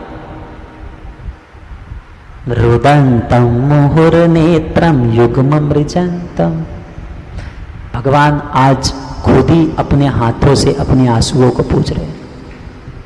आज तक आंसू आता था, यशोदा माई पूछती थी, आज भगवान खुद ही पूछ रहे हैं। क्यों? इस समय बंधे हुए। यशोदा माई छड़ी लेके उनको बांधने का कोशिश करे। जब यशोदा माई सोचे आज बांधूंगी, जब बांधने का घर से रस्सी लेकर आई, बांधने गई, रस्सी 2 उंगली छोटी पड़ गई, और रस्सी लाई, फिर से बांधा, सोचा आप बांधोगी, 2 उंगली छोटी पड़ गई। यशोदा माई बोली मैं भी छोड़ूंगी नहीं। रस्सी लेकर आते गई, बांधते गई, बांधने का प्रयत्न करती थी, रस्सी कितनी उंगली छोटी पड़ती थी? 2 उंगली। बार बार कितनी छोटी पड़ती थी? 2 उंगली। फिर कृष्ण उनके प्रयत्नों को देखते हैं और फिर अपनी इच्छा से बंध जाते हैं। अब देखो ये कृष्ण है। साधारण व्यक्ति चोरी करे चोर कहलाता है, कृष्ण चोरी करे माखन चोर के नाम से प्रसिद्ध होते हैं। साधारण व्यक्ति इस संसार में रण छोड़कर भागता है, रण छोड़ भगोड़ा कहलाता है, कृष्ण रण छोड़कर भागते हैं, रण छोड़ राय कहलाते हैं। साधारण व्यक्ति इस संसार में जब उसे बांध दिया जाए कैदी कहलाता है, लेकिन कृष्ण को जब बांध दिया जाए तब उनका नाम पड़ता है दामोदर। दाम यानी रस्सी, उदर यानी पेट, वो भगवान जिनको पेट पर बांध दिया गया है, किनके द्वारा? माता के द्वारा। क्या नाम है? दामोदर। तो ये कृष्ण का नाम है। पार्थ सारथी, अर्जुन के ड्राइवर, यशोदा नंदन, नंद नंदन, ये कृष्ण के नाम है।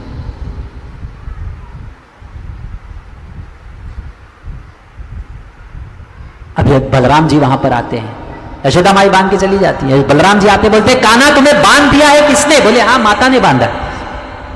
बोले अरे उनको पता नहीं तुम कौन हो? तो कान्हा ने बोला मुझे नहीं पता, तुम ही जाके बताओ। तो दोनों 2.5 साल के हैं, बलराम जी थोड़े बड़े हैं। बलराम जी जाते बोलते मैया तुम्हें पता है कृष्ण कौन है? तो माता ने कहा नहीं तुम ही बताओ। बोलते अरे ये साक्षात भगवान है, इस पूरी सृष्टि को रचने वाले हैं, उनकी इच्छा से ये पूरी सृष्टि का निर्माण होता है। अलग अलग रूप लेकर आते हैं, अलग अलग अवतार लेके आते हैं। सतयुग में नरसिंह रूप लेके आए, त्रेता में राम रूप लेके आए, कूर्म रूप, हंस रूप, अलग अलग रूप में आते हैं, और तुमने उन्हें बांध दिया। यशोदा माई सुन रही। अब ब्रजवासियों का एक लक्षण क्या है? कोई ब्रजवासी कृष्ण को भगवान नहीं मानते, कृष्ण खुद भी बोले तो भी नहीं मानते, लेकिन सब ब्रजवासी कृष्ण को भगवान से अधिक प्रेम करते हैं, और जब भी जीवन में समस्या है कृष्ण के पास भागते हैं। यह ब्रजवासी का लक्षण है। तो यशोदा माई सुन रही है बलराम जी से, तो पूछती है तुम कौन हो? बलराम जी कहते मैं अनंत शेष हूं, पूरे ब्रह्मांड को अपने मस्तिष्क पे धारण करता हूं, कृष्ण का सैया हूं। यशोदा माई छड़ी निकालती है, बोलती है सारे अवतारों को मेरे ही घर पे जन्म लेना था, भागो नहीं तो मार खाओगे। बलराम जी आ गए, कृष्ण को बोले कुछ नहीं बंधे रहो। ये दामोदर लीला। और फिर आगे लीला आती है कैसे नल कुबेर मणिग्रीव जो वृक्ष के जैसे उनके आंगन में थे उनको गिराते हैं और उनका उद्धार होता है। तो इसी प्रकार से बहुत सारी लीलाएं हैं, लेकिन एक उसके पश्चात इसी संदर्भ में एक और लीला है ब्रह्म विमोहन लीला। कृष्ण इतने मासूम हैं, इतने भोले हैं, इतने चतुर हैं कि कोई भी देख के उनको बोलेगा नहीं ये भगवान है। यहां तक कि ब्रह्मा जी भी विमोहित हो गए। तो कृष्ण ने जब अघासुर को मारा तो सब जगह जय जयकार होने लगा। स्वर्ग लोक में, उच्च लोकों में एक प्रकार से सुंदर त्योहार होने लगा कि अघासुर मारा गया, अघासुर मारा गया। समाचार पहुंचा ब्रह्मलोक तक। ब्रह्मा जी बोले कौन मारा? बोले ये कृष्ण मारा। आते हैं, बोलते ये कृष्ण भगवान है, देखता हूं चेक करने के लिए। छोटा सा बालक है कृष्ण, उस समय अघासुर को मार चुके थे, भोजन ले रहे थे, किसी के प्लेट से उठा के झूठा खाते थे, किसी के मुख से छीन लेते थे भोजन। मधुमंगल के मुख में छाछ भरा हुआ था। कृष्ण गए मधुमंगल के पास, दोनों हाथों से उनके मुख को मारा, छाछ पिचकारी जैसे निकला और कृष्ण पी लिए। ब्रह्मा जी देख के बोले ये क्या है? ये भगवान है, चारों वेद मैं पकड़ के रखा हूं। भगवान को कैसे भोग लगाया जाता है, बहुत सारे नियम है, पद्धत है। ऐसे है भगवान खाते, ऐसे खेलते, ये भगवान नहीं हो सकते। लेकिन अघासुर को मारा था, बोलते ठीक है मैं इसकी परीक्षा लेता हूं। परीक्षा कैसे लूंगा? कृष्ण बलराम ने, ब्रह्मा जी ने उनके सारे जो बछड़े थे उनको चुरा लिया। सारे ग्वाल बाल जो कृष्ण के मित्र थे वो बोले अरे मेरे बछड़े नहीं मिल रहे हमारे। कृष्ण बोले चिंता मत करो, मैं ढूंढ के लाता हूं। और उसके पश्चात जब कृष्ण ढूंढने गए तो बलराम जी, ब्रह्मा जी उनके सारे मित्रों को भी चुरा लिए, किडनैप कर लिए, और सारे बछड़े और मित्रों को लेकर गए कहां पर? ब्रह्मलोक पर छोड़कर वापस आ गए। 1 साल हो गया ब्रह्मा जी का ब्रह्मलोक, और यहां पे एक क्षण का 1 साल हो गया। जब वापस आए सोचे देखता हूं ये छोटा सा बालक है, पूरा भ्रमित रहेगा, कंफ्यूज रहेगा, क्या चल रहा होगा। गए तो देखे सारे मित्र और सारे बछड़े वैसे के वैसे ही अपनी लीलाओं को कर रहे थे। तो ब्रह्मा जी बोले मैं तो उधर छोड़ के आया, यहां कैसे है? तो बहुत सोचा, बहुत सोचा, बहुत सोचा, सोच नहीं पाए, भ्रमित हो गए, कंफ्यूज हो गए। और जब पूर्ण रूप से हताश हो गए, भ्रमित हो गए, तो कृष्ण अपने ऐश्वर्यों को दिखाते हैं कि सारे बछड़े और सारे मित्र कृष्ण के ही रूप थे। कृष्ण अपना विस्तार दिखाते हैं कि कैसे सब कोई कृष्ण ही है। बलराम ब्रह्मा जी समझ जाते हैं और ब्रह्मा जी तब कृष्ण को आके माफी मांगते हैं और सुंदर प्रार्थनाएं अर्पण करते हैं। और वहां पे ब्रह्मा जी कहते हैं कि संसार के लोग तथाकथित कोई बुद्धिमान, अपने आप को बुद्धिमान समझने वाला व्यक्ति बोल सकता है कि कृष्ण ये भगवान है, या कृष्ण को मैं जान चुका हूं, कृष्ण ऐसे हैं वैसे हैं। मैं ब्रह्मा हूं। सारे देखो इस भौतिक स्तर पे हम सबको बनाने वाले ब्रह्मा जी हैं। हमारा जो शरीर है ब्रह्मा के द्वारा बनता है, ये विसर्ग में आता है। तो भौतिक दृष्टिकोण से कोई भी ब्रह्मा जी से श्रेष्ठ नहीं हो सकता। हाँ, भक्ति के श्रेष्ठ पे कोई उनसे बड़ा भक्त बन सकता है, लेकिन भौतिक स्तर पे कोई भी ब्रह्मा जी से अधिक बुद्धिमान नहीं हो सकता। ब्रह्मा जी बोले मैं अगर भ्रमित हो गया आपको समझने में, तो ये संसार के तुच्छ लोग क्या है? यह है ब्रह्म विमोहन लीला। ऐसे भगवान बहुत लीला किए, लेकिन सबसे प्रमुख उसके पश्चात जब भगवान लगभग 8 वर्ष के हुए, तो ये भागवत का बहुत विशेष, तो हमने भगवान का वात्सल्य रूप देखा, साख्य रस देखा। भगवान अपने मित्रों के साथ खेलते थे। सुबल जो थे कृष्ण को उठा के पटक देते थे। जब भी युद्ध होता था, कृष्ण अपने मित्रों के साथ जब लड़ते थे, उनके कई मित्र उनको उठा के पटक देते थे। खेल खेल में जब कृष्ण हार जाते थे उनके ग्रुप, तो किसी को उठा के भागना पड़ता था। ये कृष्ण प्रेम है, साख्य भाव, वात्सल्य भाव का हमने देखा ही।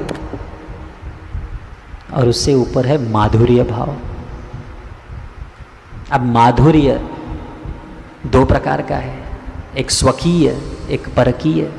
कृष्ण से प्रेम का संबंध एक तो स्वकीय, भाई पति पत्नी के रूप में कुछ है, एक होता है परकीय। परकीय यानी प्रेम जो है वह बाह्य रूप से स्वीकारणीय नहीं है। अब यह सर्वश्रेष्ठ प्रेम है, अब यह शुद्ध है, अति पवित्र है। सारी गोपियां जो थी कृष्ण, देखो हर कोई व्यक्ति भगवान से एक विशेष संबंध स्थापित करना चाहता है, ठीक है। तो बहुत सारी ऐसी ऋषि थे जो भगवान के गोपियों का लीलाओं सुनकर उनकी इच्छा हुई कि हम भी भगवान के इस गोपी भाव में भगवान की सेवा करना चाहते। तो ऐसा नहीं कि साड़ी पहन ले, नथनी लगा ले और राधे राधे बोलने लगे, नहीं, तपस्या किए, सेवा की, और कई जन्मों के पश्चात भगवान की कृपा के पश्चात उन्हें गोपी का स्थान प्राप्त हुआ वृंदावन में। इसे ऋषिचारी गोपी कहते हैं। उसी प्रकार से बहुत सारे शास्त्र थे जो भगवान की गोपियों का रूप लेना चाहते हैं, उन्हें श्रुतिचारी गोपी कहते हैं। मुनिचारी, श्रुतिचारी, यह है साधना सिद्ध, और बहुत सारे नित्य सिद्ध भी है। तो ये सब गोपियां हैं, ये बड़े बड़े ऋषि हैं जो बहुत तपस्या के पश्चात भगवान की कृपा से उस भाव को प्राप्त हुए। क्योंकि आप कोई भी व्यक्ति अभिलाषा कर सकता है, नकल नहीं, अभिलाषा कर सकता है कि भाई भगवान का सेवक बनूंगा, मैं भगवान का मित्र बनूंगा, वात्सल्य भाव में भगवान की सेवा करूंगा, या प्रेम करना चाहता हूं भगवान के साथ। भगवान क्या है? जो सब संबंध को स्वीकार करे, उसी को तो भगवान कहेंगे ना। भगवान कौन है? जिनमें कोई बाधाएं नहीं, जो सीमा से परे हैं, तीनों गुणों के परे में है। आप जिस तरह से भगवान के साथ संबंध स्थापित करना चाहो, उस तरह से भगवान संबंध स्थापित करने के लिए तैयार हो, वही भगवान है। तो बहुत सारे गोपियों, ऋषियों को इच्छा थी मैं भगवान की प्रेमिका बनूंगा। हर कोई व्यक्ति कर सकता है, इच्छा कर सकता है, लेकिन सेवा करना होगा, साधना करना होगा, कृपा से वो प्राप्त होता है, नौटंकी से नहीं। तो ये सब गोपियां जो है वो बहुत शुद्ध श्रेष्ठ ऋषि हैं, और उनको इच्छा थी कि हम कृष्ण को माधुर्य रस में प्रेम करना चाहते हैं। अब कृष्ण सब रोल परफेक्टली खेल रहे हैं, पिता का, एक मित्र का, पुत्र का, साख्य का, स्वामी का, उसी प्रकार से प्रेमी का। तो सारी गोपियां कृष्ण को अपना पति के रूप में स्वीकार करना चाहती थी। कात्यायनी देवी का व्रत किया उन्होंने। भगवान ने वहां पर सुंदर उनके प्रसन्न होने के पश्चात वस्त्र हरण लीला किया था। और उसके पश्चात शरद ऋतु के समय पूर्णिमा के दिन भगवान ने दिव्य अपना जब मधुर बांसुरी बजाते हैं तो सारी गोपियां जो थे उस समय भगवान उन्हें उनकी इच्छा जो थी उसको पूर्ण करने का समय था। तो सारी गोपियां, बहुत सारी गोपियों का विवाह हो गया था।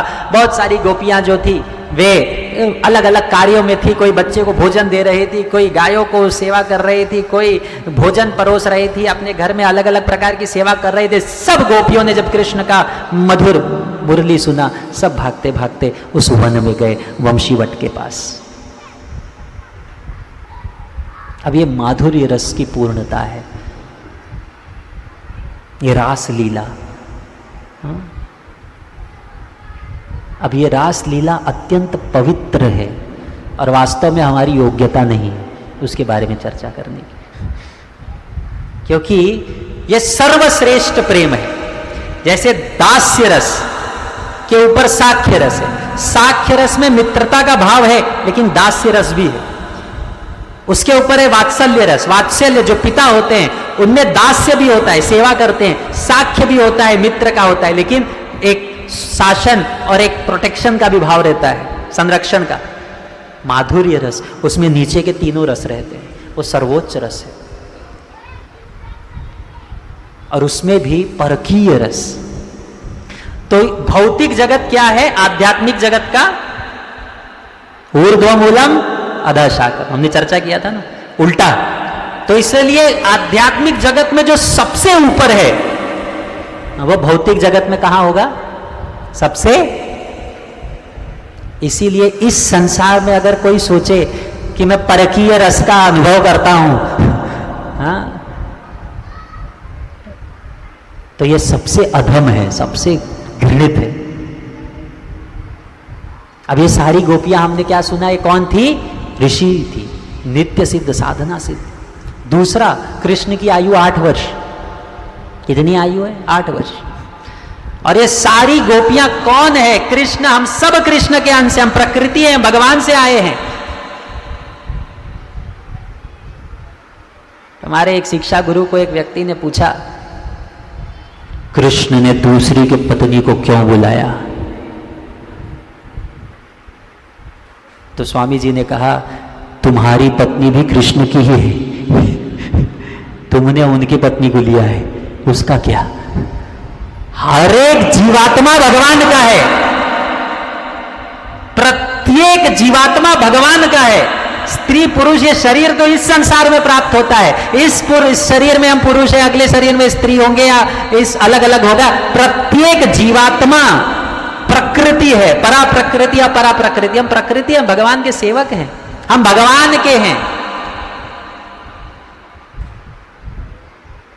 तो इसमें कृष्ण दूसरे का पत्नी को नहीं बुलाए, सब कुछ कृष्ण का है। तीसरा, उनकी ही शक्ति है। अभी आप अपने हाथ को उठा के चूमोगे, कुछ फर्क पड़ेगा? नहीं। बगल वाले का हाथ उठा के चूमोगे तो मार पड़ेगा, क्योंकि ये तुम्हारा नहीं। तो ये संसार में जो कुछ भी है वो भगवान का है। तो ये हमें समझना है कि कृष्ण का ये जो प्रेम है माधुर्य स्तर पर, राधा रानी के साथ, गोपियों के साथ, ये सर्वोच्च, तीनों गुणों से परे, सर्वश्रेष्ठ, अत्यंत पवित्र, दिव्य प्रेम है, जो इस संसार के काम वासना से लेश मात्र भी प्रभावित नहीं है। अगर ये नहीं होता तो सुखदेव गोस्वामी जो इतने बड़े सन्यासी है, इतने बड़े वैरागी है, जो वैरागी शिरोमणि है, वो क्या अपने कथन में किसी के प्रेम लीला का चर्चा करते? भीष्म पितामह जो अखंड ब्रह्मचर्य का जिन्होंने जीवन में पालन किया, वो प्राण छोड़ते वक्त गोपियों का स्तुति करते हैं।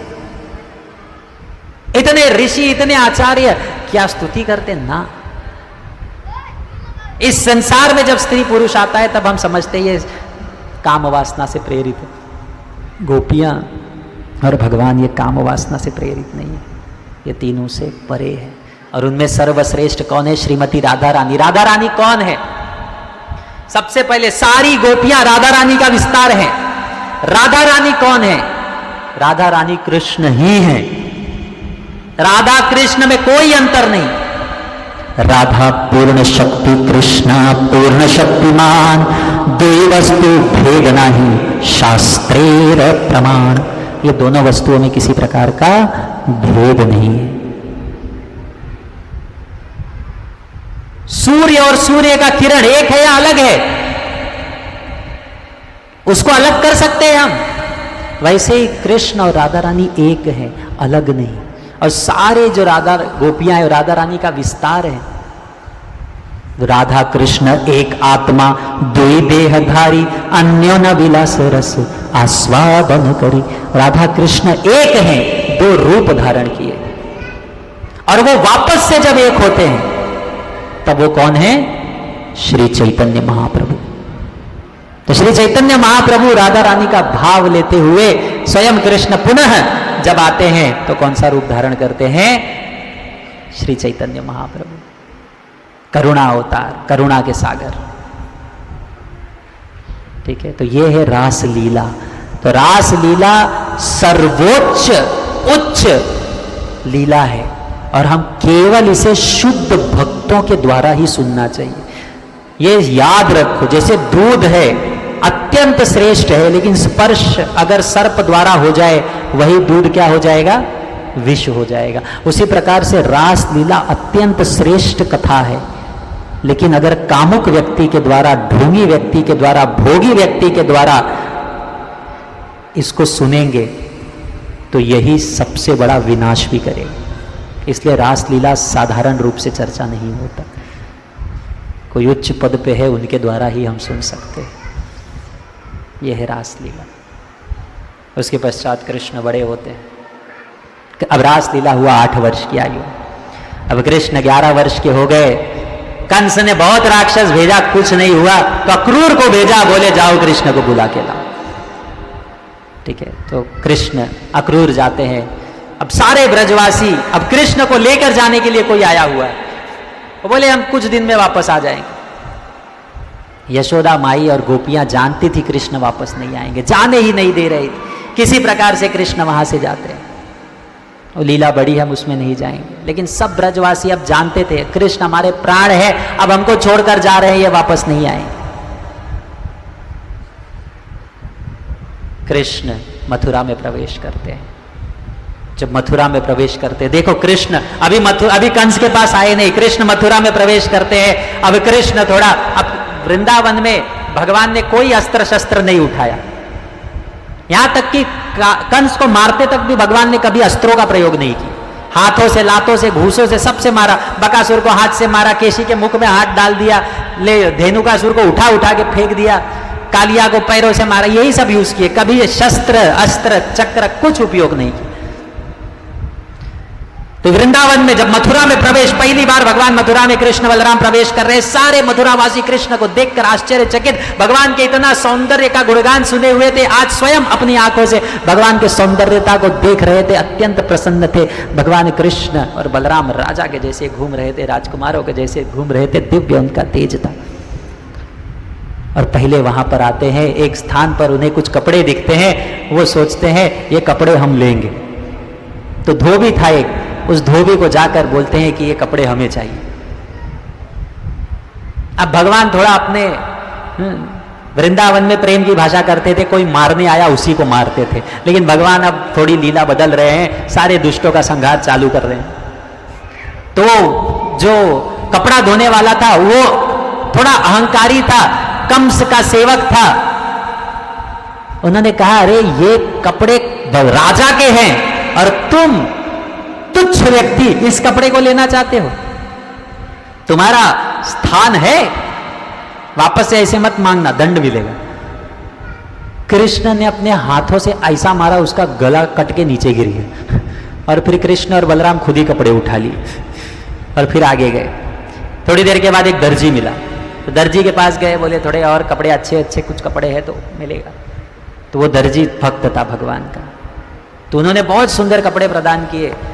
लेकिन उसके मन में इच्छा थी कि मुझे मुक्ति प्राप्त हो। कृष्ण ने उन्हें सालोक्य मुक्ति प्रदान किया, अपना ही लोक प्रदान किया। उसके पश्चात कृष्ण आगे गए, एक हार वाला मिला, उसका नाम था सुदामा। हार वाला, वो सुदामा ने, कृष्ण गए उनके पास तो उन्होंने बहुत सुंदर हार कृष्ण को प्रदान किया। देखो एक छोटा सेवा कर रहे हैं, ये सब बता क्या रहे हैं, उसने थोड़ा कपड़ा दिया, उसने थोड़ा हार दिया, कृष्ण ने सुदामा को कृपा किया। सुदामा की इच्छा थी कि मैं सदैव भगवान आपका चिंतन हो, आपका भक्ति मेरे मन में हो, वो कृपा प्रदान किया। फिर कृष्ण आगे जाते हैं, कुब्जा मिलती है। कुब्जा कृष्ण कंस के लिए चंदन का लेप बनाती थी। कृष्ण सामने आए और कुब्जा को कहे कि अरे हे सुंदरी, कुब्जा को कहते, अब कुब्जा कुबड़ी थी, झुकी हुई थी, कुरूप थी, कुबड़ी हुई। कृष्ण कहते हैं हे सुंदरी, ये चंदन किसके लिए लेके जा रहे हो? कृष्ण क्यों कहे सुंदरी? क्योंकि कृष्ण उसको अब सुंदर बनाने वाले थे। तो कुब्जा भगवान से प्रेम कर, देखो भगवान को ये छोटा सेवा, ये कृष्ण जब प्रवेश कर रहे भगवान दिखा रहे अल्प छोटा सेवा। नेहा विक्रमनाशो अस्ति प्रत्यवायो न विद्यते स्व अल्पप्यस्य धर्मस्य तायते महतो भयात्। थोड़ा सा सेवा, भगवान का थोड़े नाम जप करने से, थोड़ी सेवा करने से भगवान भूलते नहीं।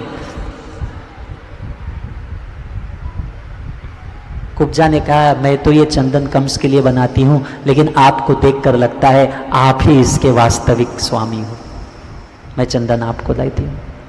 ये जानती है, देखो इसका अर्थ क्या है, ये जो सेवा जो कर रहे हैं उसका अर्थ क्या है कि ये सेवा अगर कंस को पता चल गया कि उनके लिए बनाया हुआ चंदन उन्होंने दूसरों को दिया, परिणाम क्या होगा? मृत्युदंड। लेकिन वो बोले अरे भगवान की इच्छा इतने सुंदर है, इनको मैं अभी चंदन देती हूं, आगे जो भगवान की इच्छा। इस भाव से चंदन दी।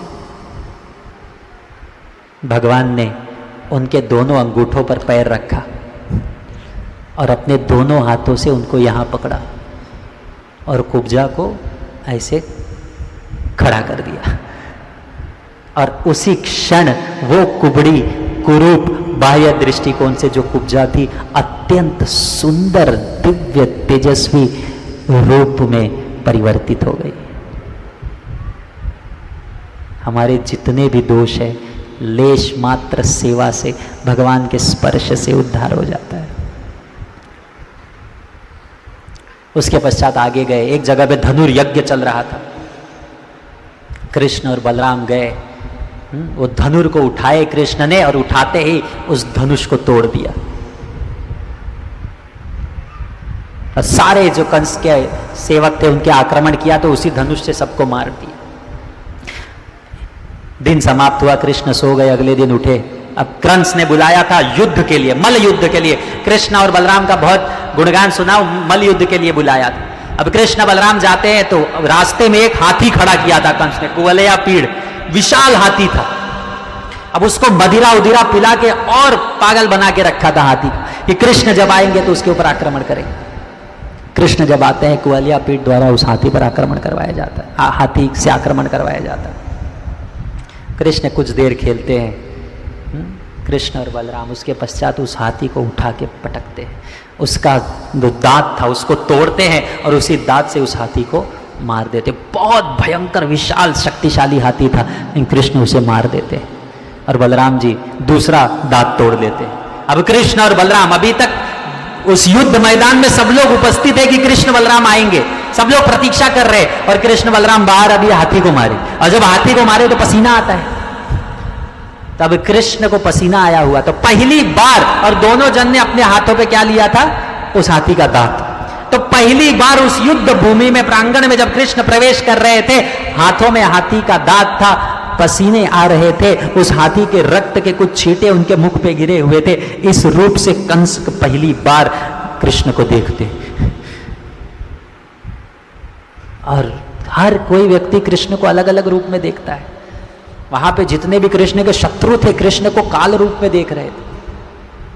जो ब्रह्मवादी थे, कृष्ण को दिव्य प्रकाश के रूप में देख रहे थे। कोई कृष्ण को परमात्मा के रूप में देख रहा था, कोई कृष्ण को अपने प्राण के रूप में देख रहा था। जो संबंध स्थापित करो, कृष्ण वही संबंध तुम्हारे साथ प्रेम का आदान प्रदान करें। अब कंस वहां जाते हैं, युद्ध प्रारंभ होता है। पहले कृष्ण चालू करते हैं युद्ध चाणूर से, बलराम जी चालू करते हैं युद्ध मुष्टिक से। तो चाणूर मुष्टिक ये सब कृष्ण भयंकर, वो सब बड़े बड़े विशाल योद्धाएं हैं जो कई सारे असुरों का वध करके आए। अब ये चाणूर मुष्टिक कृष्ण के साथ, कृष्ण छोटे छोटे 11 वर्ष के बालक है और ये सब बड़े बड़े पहलवान है। लेकिन जब युद्ध हुआ, दोनों का भीषण युद्ध होता है और कृष्ण और बलराम इनके साथ युद्ध करते हुए चाणूर और मुष्टिक को मारते हैं। उसके पश्चात और भी पहलवान आते हैं, कूट, तोशल, शाल, इनको भी दोनों जन मिलके मारते हैं। और फिर कृष्ण, कंस देखते हैं, क्रोध आता है, उन्होंने कहता है बस बहुत हो गया, इनके पिता नंद महाराज जो यहाँ पर आए इन्हें बंदी बना दिया जाए, तुरंत इनकी हत्या कर दिया जाए, इन सबके ऊपर आक्रमण करो, इनको भी मार दिया जाए, उग्रसेन जो जेल में है उनको भी मार दिया जाए। कंस ने आदेश छोड़ दिया। कंस तुरंत, कृष्ण तुरंत जाते हैं जहां पे कंस बैठे हुए, वहां पे कूद के जाते हैं, कंस को पकड़कर उसी मल युद्ध के भूमि में गिराते हैं। और फिर क्रोध आते हुए, क्रोध के साथ कृष्ण उनके छाती पर जोर जोर से प्रहार करते हुए, वह कंस जो अत्यंत शक्तिशाली था, जिसको अपने शक्ति पे इतना अभिमान था, जो सारे असुरों के मन में भय प्रकट करके रखा हुआ था, वह कंस कुछ ही क्षणों में, कुछ प्रहार पे मृत्यु को प्राप्त करते हैं। इसीलिए जितना भी ऐश्वर्य है, प्रतिभा है, कुशलता है, हमारा अभिमान है, वो तभी तक है जब तक कृष्ण के नाम का सूर्य अभी तक आया नहीं हुआ है। सारे हमारी तथाकथित बाह्य जो चमक है, दमक है, वो जुगनू जैसा है, वो केवल रात को ही चमक सकता है, क्योंकि अभी तक कृष्ण आए नहीं। जैसे ही कृष्ण आते हैं सब गायब हो जाता है। जैसे जुगनू होता है ना, जब चमकता है तो उसको लगता है मैंने पूरे संसार को प्रकाशित कर दिया है, लेकिन जब दिन होता है तो पता चलता है मेरे से भी शक्तिशाली कोई दूसरा है। ठीक है, इस तरह कंस का वध होता है। ठीक है, तो आज हम की कथा यहीं पे रोकते हैं और कल हम लोग कृष्ण के कुछ प्रमुख लीलाओं के होते होते मौसल लीला की चर्चा करेंगे। लेकिन यह दशम स्कंद भागवतम विशेष रूप से भगवान की दिव्य लीलाएं और फिर कृष्ण का कंस वध और आगे बहुत सुंदर सुंदर लीलाएं हैं। फिर अंत में कृष्ण महाभारत के युद्ध में भाग लेते हैं और उसके पश्चात अंत में वे किस तरह से कृष्ण यदुवंश अपने जितने भी देवता उनके द्वारा उनके आदेश अनुसार इस संसार में आए थे वापस आते हैं और वापस अपने धाम को वो भेजते हैं। वो सब हम कल चर्चा करेंगे। बहुत बहुत धन्यवाद। हरे कृष्ण। ग्रंथराज श्रीमद् भागवत की जय।